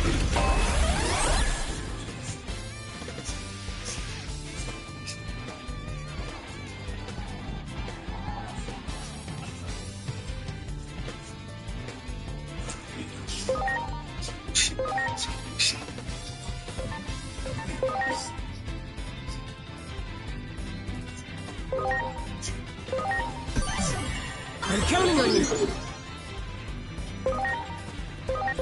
Get ready!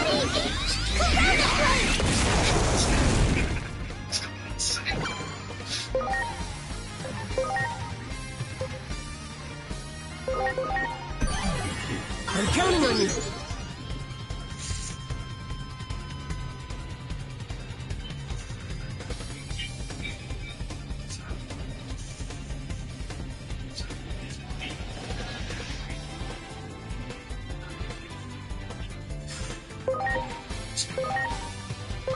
Here goes!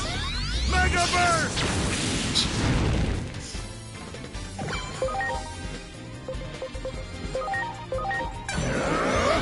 Frost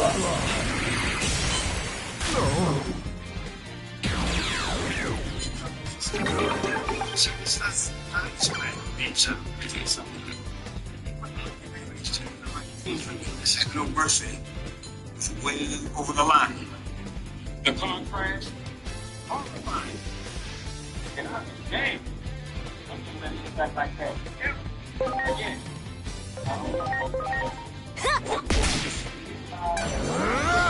Venom Blast!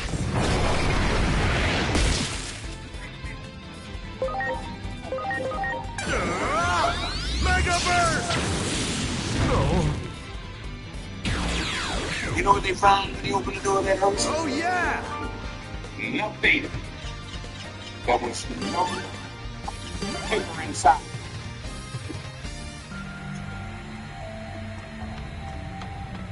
That's what you know. You know what they have to do.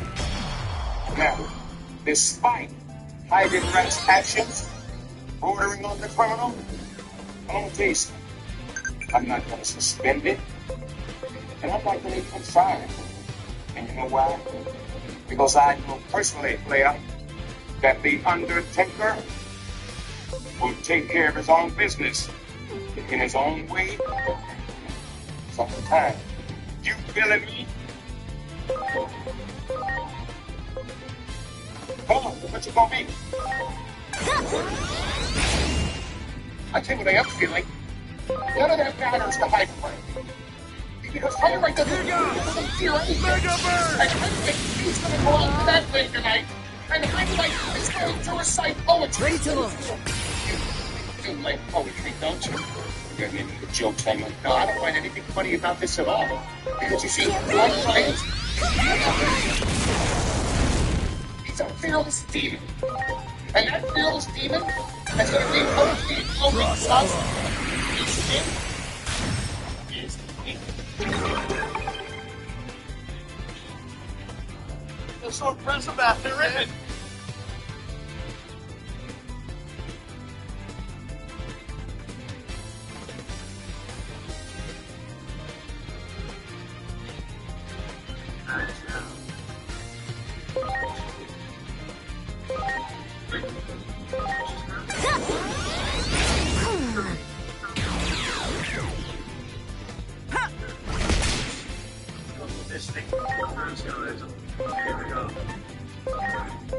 Launching crossart!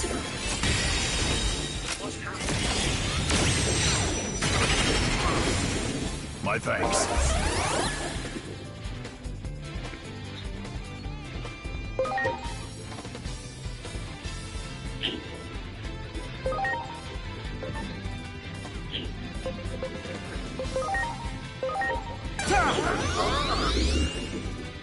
My thanks.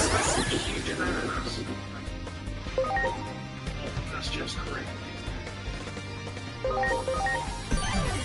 Please. You're ready? Hothead!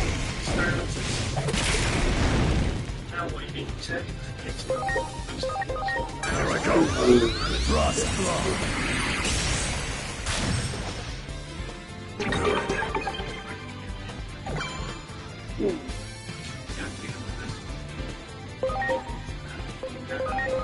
Here goes! Attract Echo!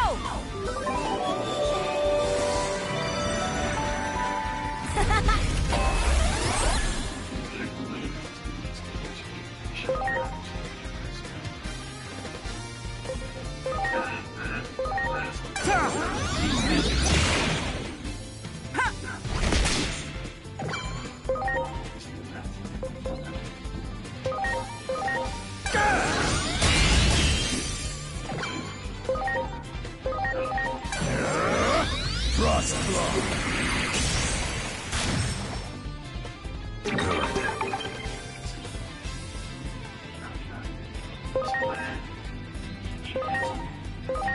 Please.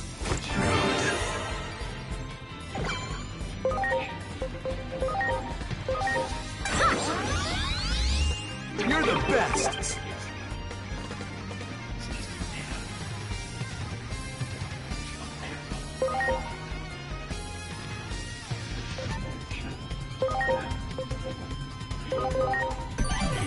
Please.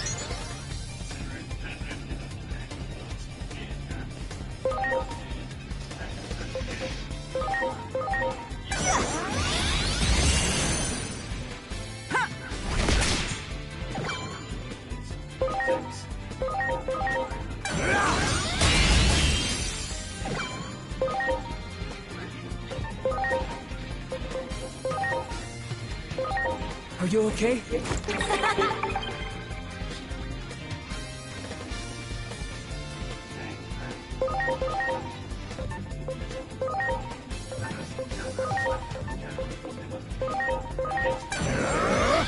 Frost Claw.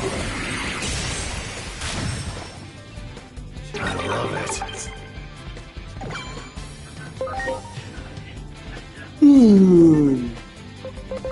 Okay.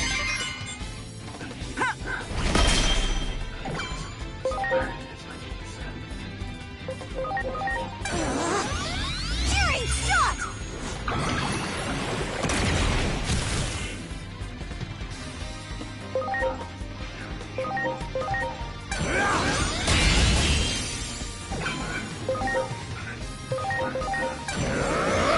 Frost Claw.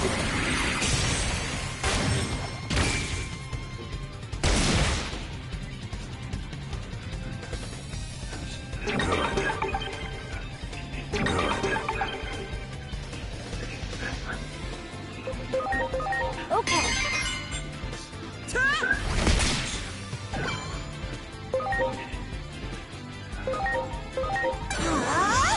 Tearing shot!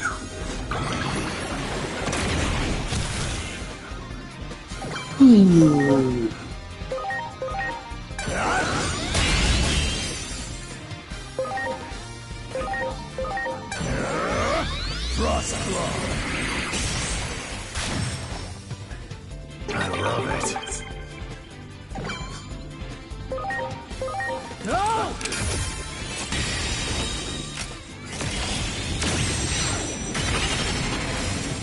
Heck yeah!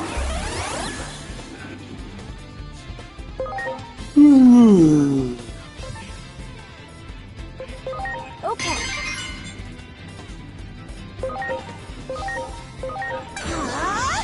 Tearing shot!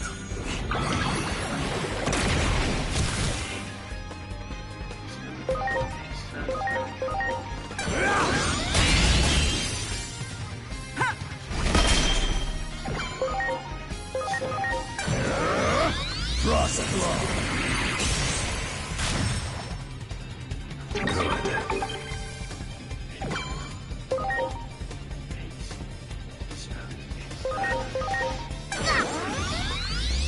Heck yeah!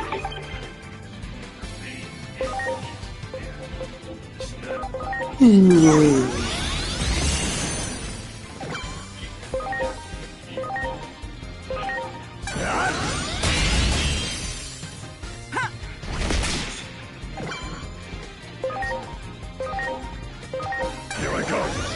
Frost Claw. I love it.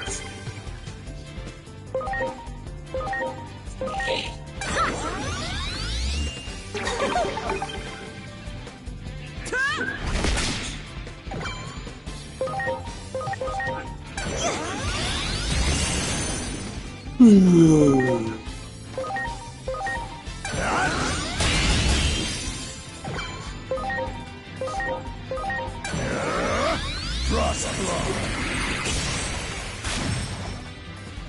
I love it.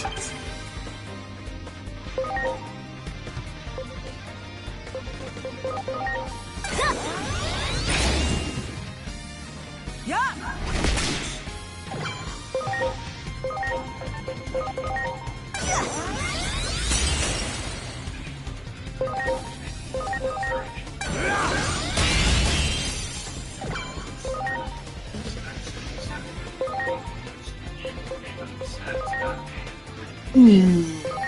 Please.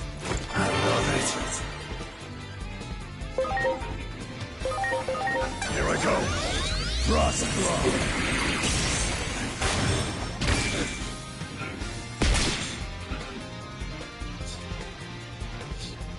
I love it. I love it.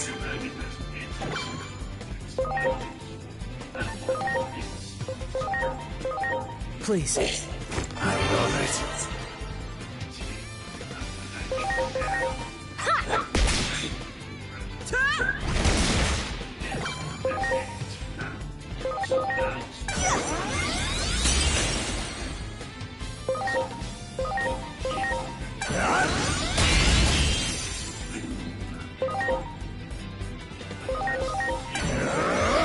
Frost Claw.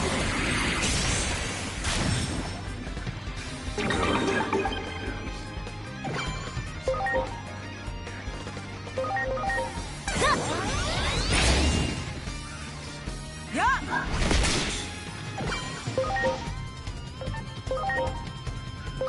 No!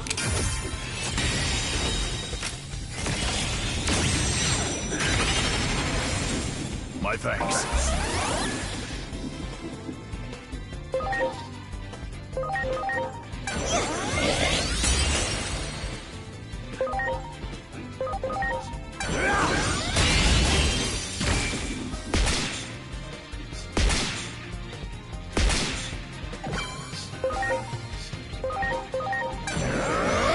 Frost Claw.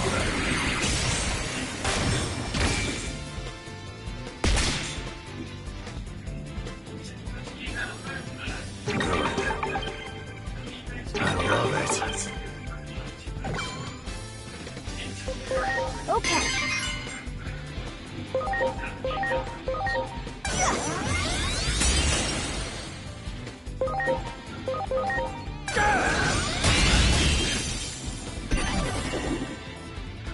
Yeah! Much appreciated.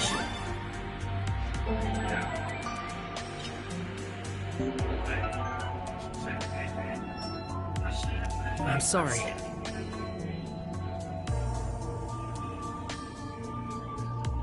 Everyone!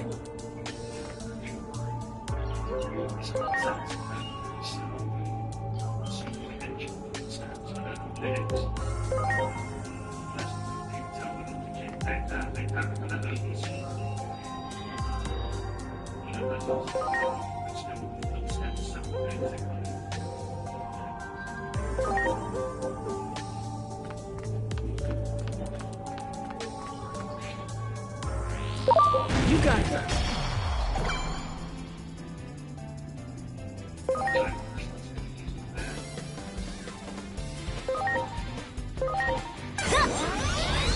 Aw.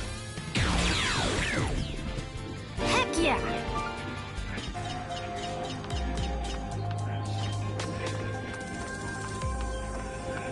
Do it! Do it!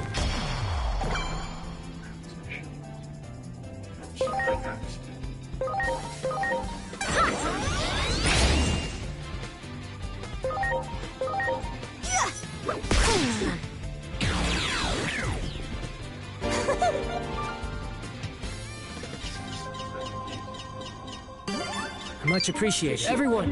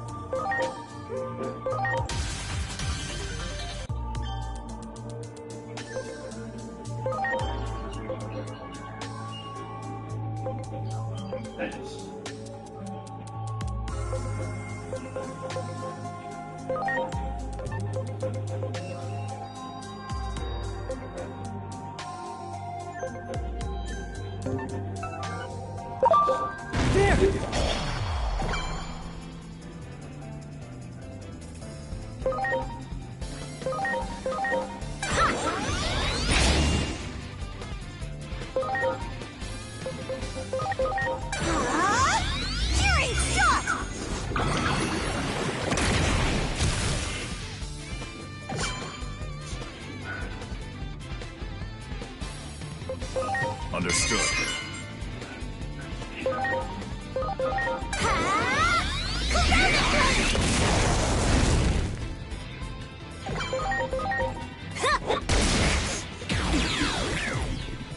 Heck yeah!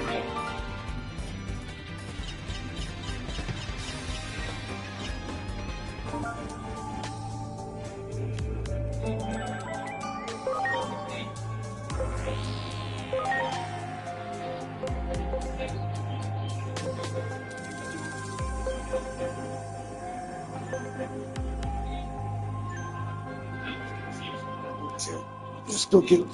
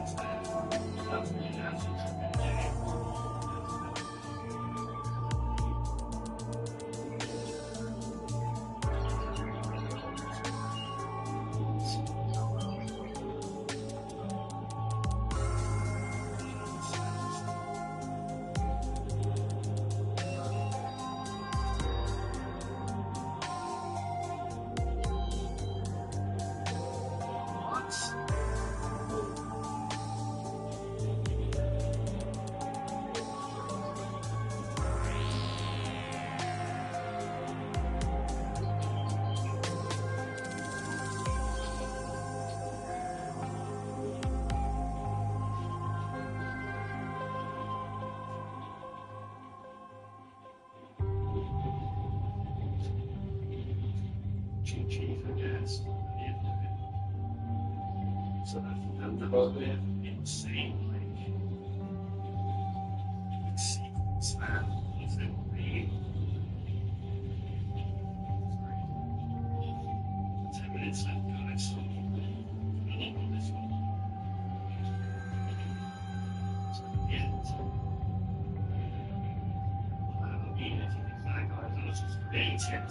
That was a fictional thing. Makes feel extremely real, but I know it's no idea.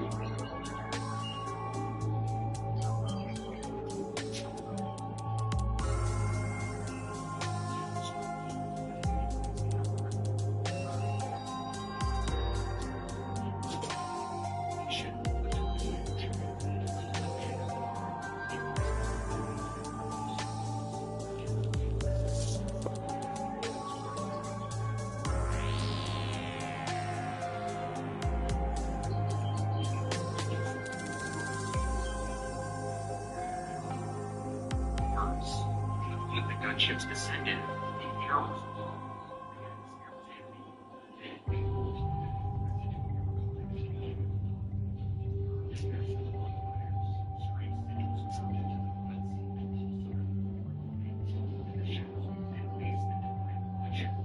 Something unseemly just beyond the corner of its vision. Rosa stepped out of the gunship with her lightsaber already activated in hand, not out of fear. Instinct. Something was off. Something alive in the air. The first attack came like a scream. Bandogora zealots burst from the shattered ruins around the landing site, their motions erratic and violent, their bodies shaking with drug-induced frenzy. Their eyes were wide, pupils blown to black, Preparations complete. glowing faintly with injected compounds. They charged the Jedi without hesitation, without strategy, and without fear. And yet, they did not move like untrained beings. Their formation was unnatural. Their timing was firmly synchronized, as if dozens of broken minds were being pushed by one collective will. A will that Vosa felt almost immediately, like cold fingers scraping against the back of her skull. The Jedi attempted to form a defensive circle, but the Bandogora did not attack in predictable ways. They moved like animals, crawling, sprinting, hurling themselves boldly at Jedi blades. Even as they were burned or struck, the zealots did not scream. They laughed, gurgling nonsense chants through foaming mouths. The Jedi line collapsed in minutes. Padawans were pulled screaming into the dark. Jedi Knights vanished under crowds of clawing hands. Even Masters struggled against the overwhelming drug-fueled onslaught. But the true horror was not in their ferocity, it was in their resilience. Zealots with lightsaber wounds through their chest kept fighting. Limbs broken at impossible angles still fought forward. Bodies pierced with lightsabers collapsed only after several seconds. Seconds in which they continued to thrash, tear, and fight with rabid determination. Kamori Vosa cut through 3 at once, spinning into a defensive stance, expecting the others to hesitate, fear her, to reform. But they did not. They surged towards her like insects drawn to flame. As she stared, the force trembled within her. She could feel a shadow, a presence that she could not name. The Jedi's formation dissolved entirely. Vosa watched as a knight that she had trained beside was dragged into a pit of hands. She saw a master overwhelmed beneath a tide of bodies, his lightsaber skittering across the ground. She felt Padawans fall in the force like candles snuffed out in a storm. She fought harder, faster, more desperately than ever before. But there was no winning this. No formation, no logic, no strategy. There was only survival, and even that was beginning to slip away. A wave of cultists tackled her, ripping at her armor, clawing, pulling, screaming. One slammed a drug-coated hook into her shoulder. Another forced a rag soaked in neurotoxin against her mouth. Kamori Vosa fought with everything she had, but that was still not enough. Her lightsaber fell from her hand. Her vision blurred. Her breath staggered. The world tilted sideways. And the last thing she saw before darkness swallowed her was a ring of cultists kneeling around her fallen body, as if she were an offering, a prize, a vessel. Baltazar was not in battle. It was the doorway to a transformation. Because the Bandogora had not dragged her down into their lair to kill her, they had taken Kamori Vosa because they sensed something inside of her. Rage, pain, power, ferocity, and they intended to break it open and see. The Jedi strike team died on Baltazar, but Kamori Vosa did not. What waited for her below the surface would shatter the last remnants of the Padawan that she once was, and give birth to something much darker. Kamori Vosa did not wake in a cell. She woke in a ritual chamber. The Bandogora did not treat prisoners like captives. They treated them as raw material. Stone walls oozed with spilled narcotics. Strange hieroglyphs were carved everywhere. Spirals, jagged symbols, eyes. The air was thick with incense and chemicals, making it hard to breathe without slipping into hallucination. And around her robed zealots. They all whispered a language that she did not understand. The Jedi code would be no shield here. The moment the Vosa stirred, hands gripped her face, forcing her eyes open. A needle plunged into her arm. Another pressed against her neck. A third injected something directly beneath her tongue. Her veins burned. Her breath seized. Her mind splintered. But this was only the beginning. The Bandogora did not break bodies, they broke minds. They deprived her of light for days at a time, leaving her in complete blackness where only the sound of their distant unbroken chants could be heard. They deprived her of sleep, dragging her awake whenever exhaustion overtook her, shocking her nerves, or forcing her upright with hooked restraints. They filled her lungs with hallucinogenic smoke.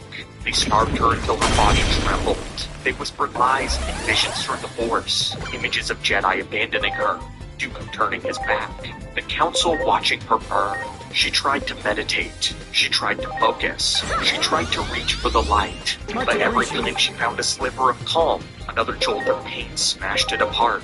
Days bled into weeks into something else. Time no longer meant anything. Her connection to the Force was twisted. Her emotions cracked, shattered. Morimosa began to scream, but the Mandalorian only laughed. They wanted breaking. They wanted madness. They wanted the vessel. And they sensed something in her that they sensed in no other captive. They sensed a deep, dark potential. They sensed her fire, her rage, her instinct buried beneath Jedi discipline. Where others broke and remained broken, Morimosa broke and began knitting herself back together with the dark side. But Morimosa did not lose her mind. Okay? She sharpened it into something worse. After one of the longest periods of deprivation, they dragged Bosa into a convergence chamber lit by crimson torches. At its center sat a bowl of liquid, a toxic blend of death stick derivatives and neurotoxins. They forced her to inhale, but something inside of her snapped. Her senses exploded, her vision split into colors and of shadow.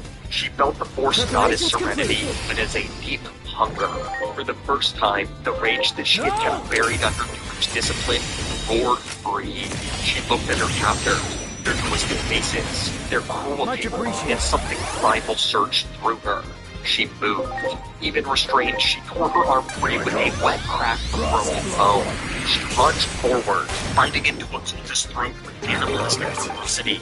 She seized another by the face, smashing his head against the stone with a wet, hollow sound. The other sprang forward in shock, but shock quickly turned the law. Morimosa pulled the cultist away from her own leg and turned it on the rest, and with no hesitation, no mercy, and no restraint, she slaughtered every zealot in the chamber. The Mandalorian did not rush to stop her. They watched, they waited. When she staggered into the chamber, blood-soaked, trembling, having no leaders, the survivors did not lose a battle. And it was been a Jedi Padawan had become something else entirely, a creature of pain, fueled by rage, powered by a raw, unfiltered connection to the dark side. Capable of carrying her tormentors apart with nothing but will. You got it. The Aurora saw a leader, a high priestess, a vessel of the Force that they worshipped. A light burned open wide, to let the darkness pour through freely. Morimosa in the darkness. She replaced it. She embraced the frenzy of her. The power of its combination rather than submission. She mastered their rituals.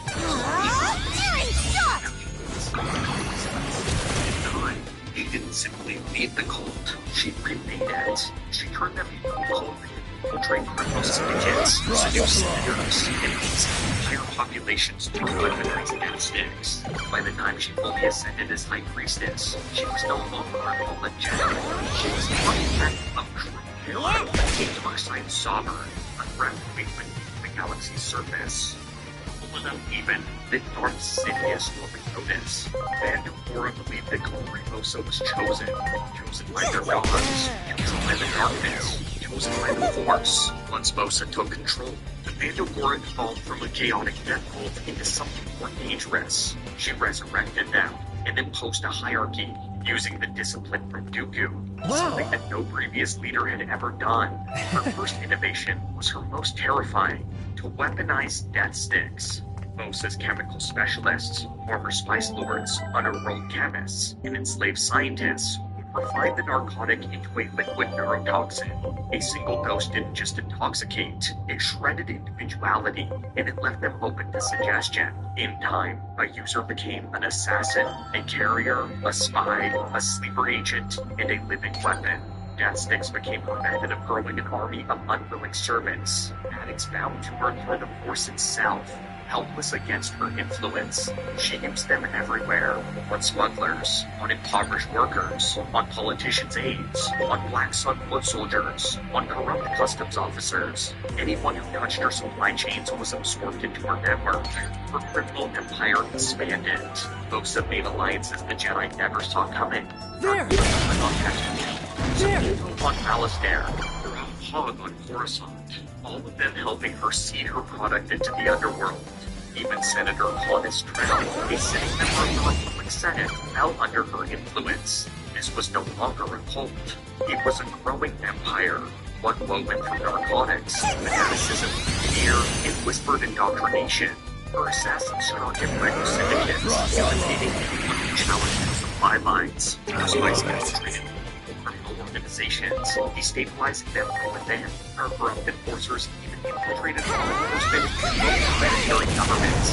No one knew her name, but everyone felt her influence. This was the symbol of truth. What made Vosa uniquely dangerous was simple. She wasn't building a drug ring, she was accidentally building a shadow version of the 2. A secret, centralized power structure built around one master, a legion of agents, political influence, a covert army, a loyal brainwashed network that worshipped her alone. This was a mockery of the foundation that Sidious spent decades cultivating. Only she was building her own version, and it was not of sin. That made her unpredictable, impossible to control, and eventually catastrophic. At first, monitored her out of curiosity, another fallen Jedi, another broken weapon, another potential piece on the holocable of galactic domination. But then she reached the Senate, a cold leader, brilliant, unstable, had corrupted a sitting Republic senator, and was beginning now to influence votes, supply chains, and trade routes. This was no longer a curiosity. This was a threat. Sidious did not fear him, but he did fear corruption. Things outside of his plan. Things beyond his administration. Things broken in the dark. And Vosa, the of the Mandalora, was becoming precisely that. Sidious watched her work and made a quiet, private decision. Vosa must die. But if she is to be destroyed, it must serve a purpose beyond a simple cleanup.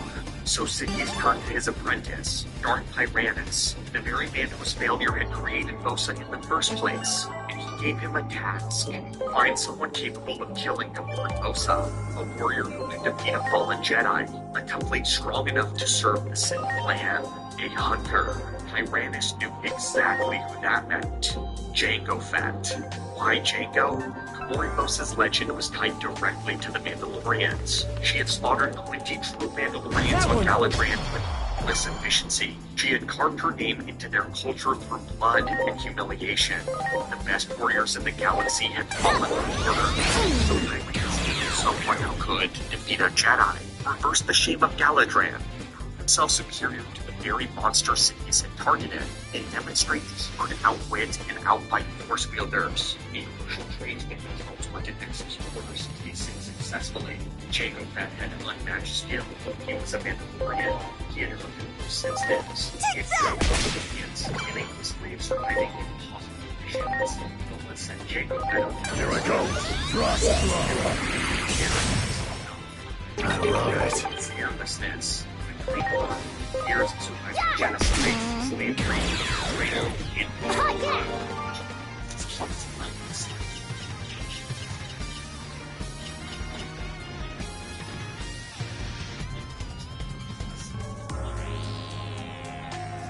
I'm sorry. He was set. Darth Tyrannus placed a bounty of 5 million credits on Vosa's head. An absurd sum for any target not named Jedi. The price was deliberately chosen and ensured the galaxy's top hunters would take the bait, and it masked Dooku's involvement. The hunt for Kamori Vosa became a shadow war fought across multiple worlds. On Tatooine, on Malastair, on Coruscant, on Bogdan. Every step brought Jango Fett closer to Vosa. Many hunters finally located Kamori Vosa to the town of Kolma. The cultists emerged from the shadows of the world like insects overwhelming even elite killers. But Jango Fett survived it all. He pushed through every ambush. He solved every clue.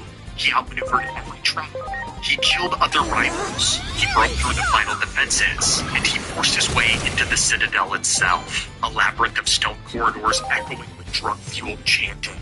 And at the heart of it, Komori Bosa waited in her throne room, her eyes sunken, her hair all white, her presence radiating cold, two curved lightsabers burning red in her hands, a mockery of the elegance she had learned from Dooku, a reflection of the madness of the Pandora, both that shaped from the Jedi. She felt Jango long before he entered the chamber. The Force did not whisper his name, it hissed it in her ear, and she welcomed him with a smile, the first true challenge she had faced since Galadriel. Against an insidious Eden, the Hunter and the Fallen One faced each other in the dim light of Kolma's throne room. Everything that Komori Bosa had become, every wound, every rage, every ounce of twisted strength was about to be unleashed. The throne room door slammed shut behind Jango, sealing him inside the Citadel. Bosa stood at the center of the chamber waiting. No speech, no theatrics, just the cold, trembling anticipation of a predator that finally sensed prey worthy of its teeth. Her twin red lightsabers exploded with a sharp hiss, casting long, jagged shadows across the walls. Light fell silent. He didn't waste his breath either. He raised his west arm and Bosa didn't deflect the first bolt. She moved before the trigger even depressed. A blur of pale hair and curly hair. The blaster bolt slicing through the space where her head had once been less than a heartbeat earlier. And she was on him. Her saber slashed in tight, precise arcs. Not wild, not frenzied, but terrifyingly measured. Every strike was a lesson from Dooku twisted into a weapon. Jango's jetpack flared, blasting him backwards as her blades carved two bolted lines through the floor where he had once stood. Fired again. Stabbed, climbing, trying to catch her off rhythm. But Bosa did not move like a Jedi anymore. She moved like something unhinged and brilliant, ducking, weaving, supporting her body around shots with an unnatural elasticity that came from behind chemical conditioning layered over a dark side instinct. To close the distance with an acrobatic vault, landing squarely against Jango's chest plate. The Mandalorian slammed backward into a stone pillar. Her punched out of him. The priestess landed lightly, tilted her feet just slightly, watching him crawl to a knee. "You're strong," she whispered, voice trembling with excitement. Stronger than the others. Stronger than the Mandalorians on Galadriel. Her smile widened. "But you're still nothing." She lunged. Jango's gauntlet darted up, with port firing snapped from Bosa's wrist, yanking her off balance. Her saber crashed against stone with a flash of sparks. Jango launched forward in jet-assisted travel, slamming her into the opposite wall hard enough to crack stone. Bosa hissed in pain, but her eyes burned brighter, as if the impact had thrilled her. Jango fired the waste rocket point blank, but Bosa's free hand lashed out. Force push detonating the rocket prematurely, sending both fighters hurling apart in opposite directions. She somersaulted through the burst of fire and smoke, landing in a crouch, robes smoldering, eyes locked on his. "You fight like you believe you can win." She came at him again. Her sabers flickered in a deadly Jarkai with the precision of Makashi overlaid on top. She carved through his cover of blaster fire, deflecting one bolt into Jango's own jetpack, sending sparks scattering. He switched tactics immediately. Flamethrower, a pillar of fire roared across the chamber, igniting the ceremonial banners and sending Bosa spinning backward. Cloak of flame. She rolled, extinguished the flames with a burst of force energy. Her teeth bared in a snarl. The next moment she blurred forward, blades whipping for his helmet. Jango ducked, barely, and drove a knee into her abdomen, followed by a quick stun pulse from his gauntlet that cracked against her ribs. Bosa staggered. For the first time she faltered. For the first time she realized Jango Fett was not prey.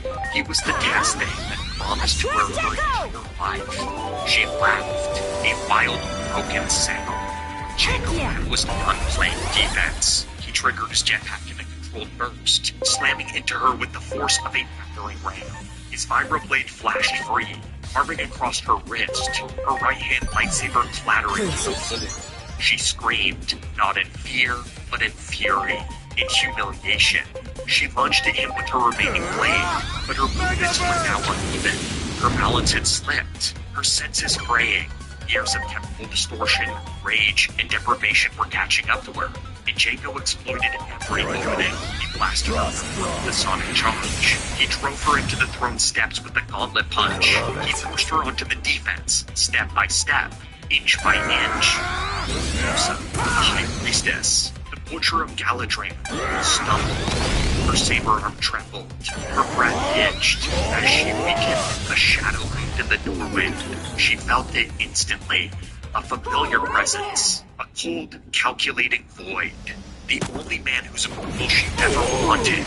The only man who never gave it. Her voice cracked into a whisper. Julia, he is here. Perfect. North Tyrene stepped into the Looks light. like you thugs have done a Expression number on that. unreadable. He Moment may be a struck little her heart brat with more so-and-so. finality than any So, flash bolt. The prepare facade yourself. fell away. Glory Vosa was not a cult leader. My She turn. was not a dark priestess. Strike roll. She was not even a monster.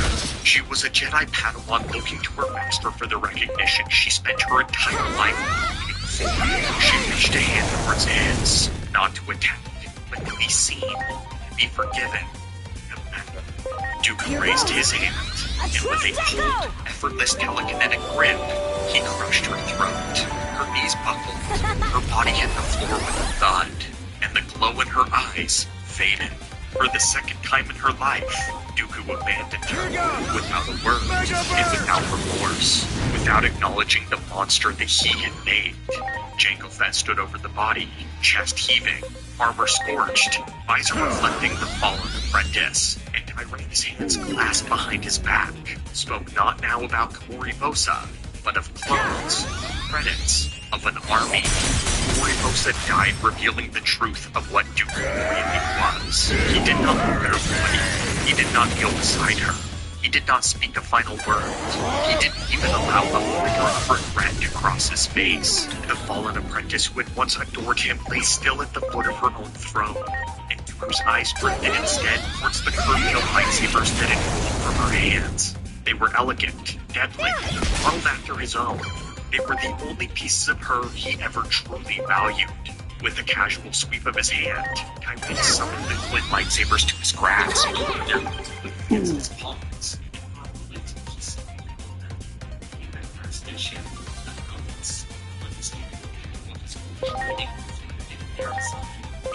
Here goes! Mega Burst! That was what she was. Don't mess with me! And though he would never admit it, Kamori Vosa had taught Dooku about the nature of the dark side that innocent. Ancient past, Kamori Vosa was the first living proof of what Dooku's been. I'm counting on you.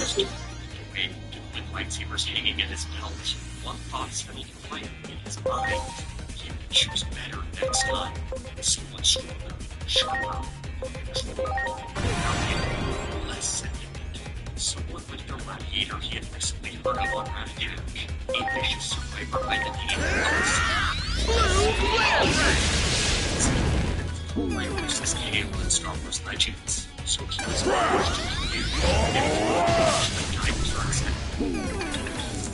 professional wrestling. We're used to seeing superstars step through the We'll never be curtain able to bright protect lights. Inori if I let something like this. Digimon! But once the curtain That falls, night, some of them under aren't that just starry- evil on TV. That's they carry why. a much darker side into real life. I'll get stronger! They outraged the entire public. These wrestlers went far Such beyond the limits power. of typical on-screen villain. Today, we're diving into the darkest stories behind the ring, where the mask comes off and their true nature is exposed. Let's get started right now. Wrestling Sphere, go. 1. Richard Dick Murray. Dick Murray, born in 1846, was a second-generation He grew up inside the wrestling business and trained alongside the Funk Brothers. In 1965, Murdoch faced Launching cross-arm. Dusty Rhodes was a former Texas Outlaws, a pair of brawling, rule-breaking cowboys who quickly drew a lot of attention.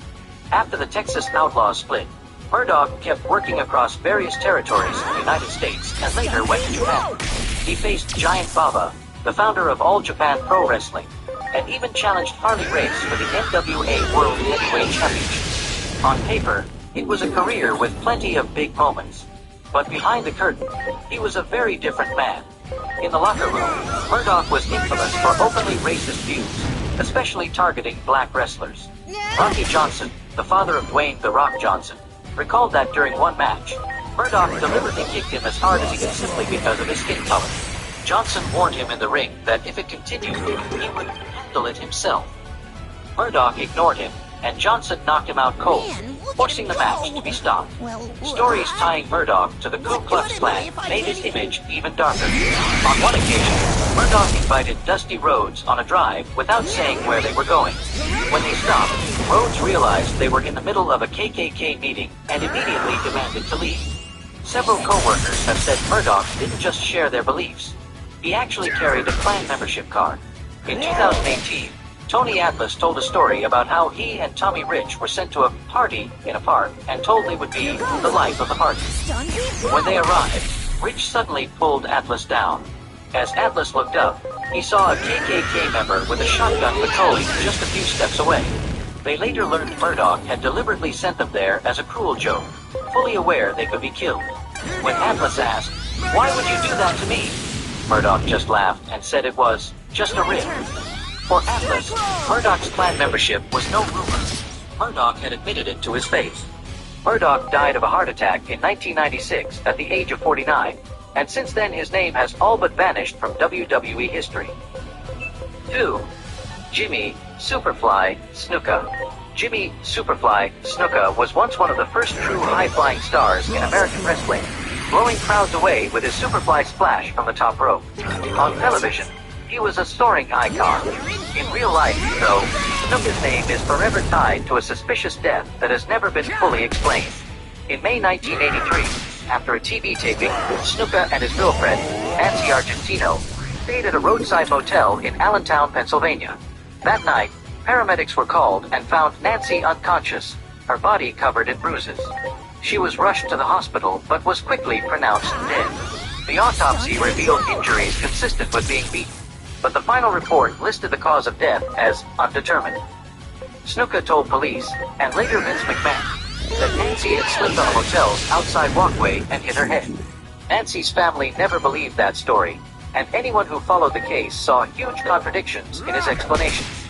Not long after, her family filed a wrongful death civil suit and won, with a judgment of $500,000 in damages. Snuka never paid that amount, and the criminal side of the case faded away, partly because prosecutors at the time claimed they didn't have enough evidence to charge him. In 2013, a series of investigative articles in a local newspaper brought the case back into the spotlight, highlighting inconsistencies in Snuka's statements and questioning why he had never been prosecuted. Public pressure eventually led to a grand jury indicting Snuka in 2015 on charges of third-degree murder and manslaughter. By then, his health had collapsed. He was battling stomach cancer and showing signs of severe cognitive decline. In January 2017, a judge ruled that Snuka was not mentally competent to stand trial and dismissed the case. 2 weeks later, Jimmy Superfly Snuka passed away. For the Argentino family, that decision never felt like closure. In their eyes, Snuka's fame and the influence of the wrestling company helped shield him from full accountability. And for many fans, the simple fact that a grand jury once believed there was enough evidence to charge him has permanently stained the legacy of a man who was once celebrated as a legend in the ring. 3. New Jack. If you ever watched ECW in the 1990s, you probably remember New Jack as the wildest man in a locker room where almost nobody seemed normal to begin with. As part of a gangsta-style tag team, he took pride in pushing violence to the extreme. With New Jack, there was almost no line between his on-screen persona and the real person, and the stories that follow prove it wasn't just an act. The most notorious incident happened in 1996 at a small show in Massachusetts. Eric Koulis, a 17-year-old kid with no real training, lied about his age and experience to convince Paul Heyman to let him work a tag match. Backstage, Koulis even asked the surgical scalpel and sliced so experienced teenager that bad times. At first, fans thought it was part of the show, until they saw a pool of blood spreading under Lane's body.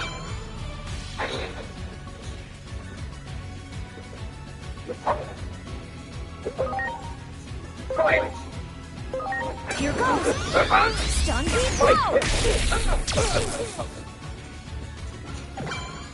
I'll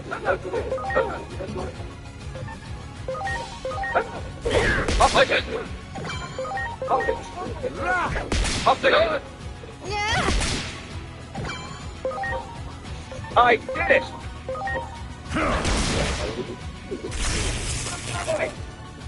I'll take it.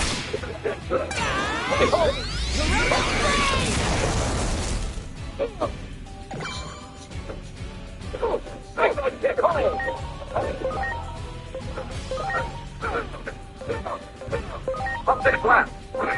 Now. I'll take it. I'll take it. Launching. I did it.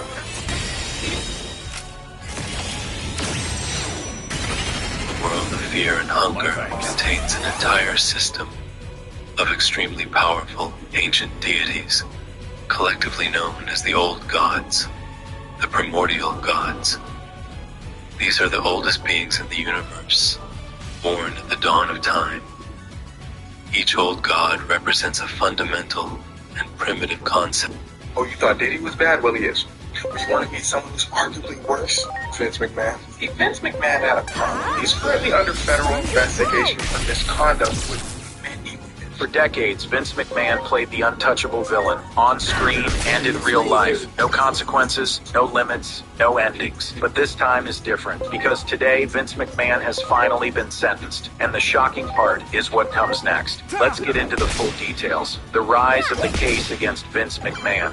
If you thought the downfall of Diddy was the final chapter in exposing powerful men who believed they were untouchable, buckle up, because what's happening right now with Vince McMahon makes every scandal. Dave, for decades he played a tyrant on television, a sneering villain who strutted through arenas as if he owned the world. The shocking part never understood is that he wasn't acting. Vince McMahon's darkest impulses were exerted. They were real, they were systemic, and according to federal investigators, they were criminal on a scale that the entertainment industry hasn't seen in a generation. And today, after years of denials, lawsuits, cover-ups, NDAs, private settlements, intimidation tactics, and a corporate culture that worships silence, a federal judge has finally uttered the words nobody in the wrestling world ever believed they would hear. Vince McMahon, you are hereby sentenced. Before we get to this, how many times have I told you not to go down and... You need to understand exactly how and that goes for you too as well. The billion-dollar entertainment machine became the center of a legal firestorm so massive that even his fortune-based reputation and his loyal brotherhood couldn't protect him. And trust me, the most shocking part of this story hasn't even arrived yet, because the clip you're about to see I'm just glad you're safe. One piece of evidence I haven't exactly processed everything, but we've got a serious problem if the Titans have infiltrated Central Town. We've got to report this to Marukimon. To get there, we need to start at the moment everything cracked open. The moment when a federal investigation stopped being whispered about. There are enemies, a real pain in the behind, I've got to say. I'll tell you more when I've got the time. He's currently under federal investigation for misconduct. This wasn't a PR scandal. It wasn't a rumor. What can I say? It just rolls off the tongue so easily. The wrestling fans once believed it was impossible to take down the most powerful man the industry had ever known. A billionaire who for decades hid behind spectacle, storylines, and the blurred reality of kayfabe, weaponizing entertainment to mask the chaos happening behind WWE's curtain. But here's where this goes from this town's leader, and a dependable one at that. We should go report into him. Marukimon's base is near the square. Let's go! Mr. McMahon may have been the most honest role he ever played, because the legal documents describe a man who thrived on power. It seems the Digimon are infighting among their own kind. The Shinjuku Inferno we experienced was apparently also caused by allegations between Digimon. Jobs, contracts, promotions, and opportunities as leverage, not in the way a tough CEO negotiates, but in ways that prosecutors see crossed into corruption, exploitation, and criminal misconduct. The public didn't want to believe it. Many still don't. And WWE diehards argued for years that Vince's morally unhinged storylines were some sort of dramatic angles, stationless, family humiliations, and just portraying himself as a megalomaniac or just later accepted as insiders, exclusive, public to directors, writers, producers, performers. Miami said for decades that Vince's television was the 20th century. They were the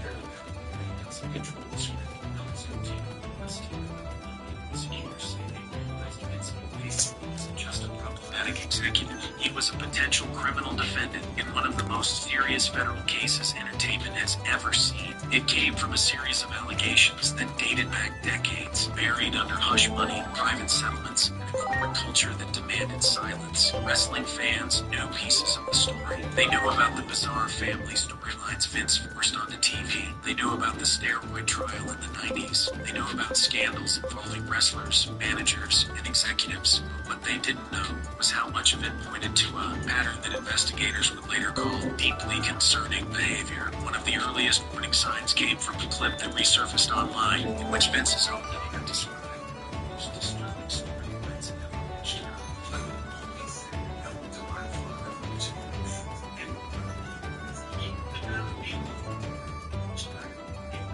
Think about that. Real executive, real corporation, real family, and a storyline so twisted that the daughter refused because even in fiction was to lie that most people would joke about. But when investigators revisited this era, it wasn't the storyline itself that caught their attention. It was the mindset of the missed. It was the obsession with control, the tendency to turn people ways, even family members into gross, whatever area Vince wanted to push. Because this wasn't an isolated incident. It wasn't a little thing yet. It was part of a bigger pattern. And unfortunately, as the years went on, Vince's behavior allegedly escalated, which brings us to the bombshell revelation that changed everything. According to federal investigators, Vince paid over $20 million to various women over 7 decades. Money allegedly given to cover up misconduct ranged from deeply inappropriate behavior to what prosecutors described as personal arrangements. These weren't mere allegations or stories. These were claims found in formal complaints, internal investigations, sworn statements, and legal findings. When this information surfaced publicly, the machine Vince and Melvin started collapsing. In some ways, in one investigative breakdown, this allegation was stated plainly. Women received over $20 million in payments from Vince McMahon to conceal misconduct. Pressure on immediate attention intensified. Victims came forward before employees began talking, and suddenly, for the first time since the 1994 steroid trial, Vince McMahon was facing the possibility of real legal consequences. Feeling more real legal, speaking out was separate lawsuit. And recent prosecution's argument alleged that Vince McMahon not only failed to stop abuse from WWE, but allowed it to fester for years. It centered in infamous regulatory scandal where young boys were allegedly exploited by WWE management claims to be plainly to the suit. Vince alleged Lewis's real motivation was to sexually abuse them. The implications were devastating. For decades, parents had trusted WWE as a family-friendly entertainment empire. Kids dreamed of being wrestlers, families wanted tickets, merchandise, and pay-per-views. Now a lawsuit behind the scenes, like the company's goal to get our children allegedly being unbranded in ways that the lawsuit says were not only known, but allowed to continue. And when asked how much Vince McMahon knew, the lawsuit alleges Vince McMahon knew it as early as the 1980s. That line alone nearly dead.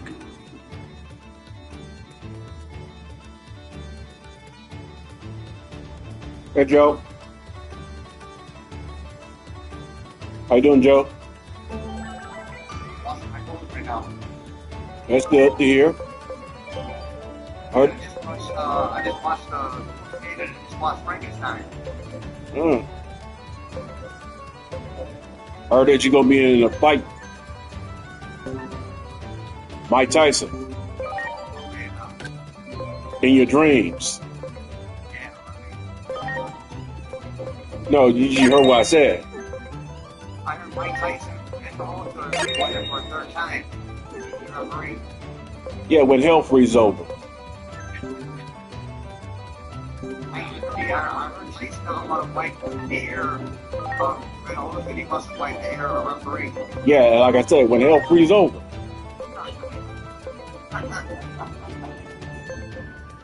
And hell haven't frozen over yet, has it?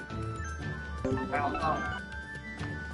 I hear Frankenstein comes to your door. No, Frankenstein was at your door. You live next to a graveyard.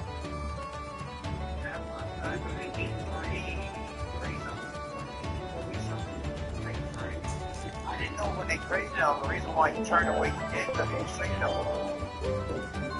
The night's simple. Because he was still a child. Frankenstein? Yep. Well, yeah, he had the mind of a child, basically. He wasn't developed.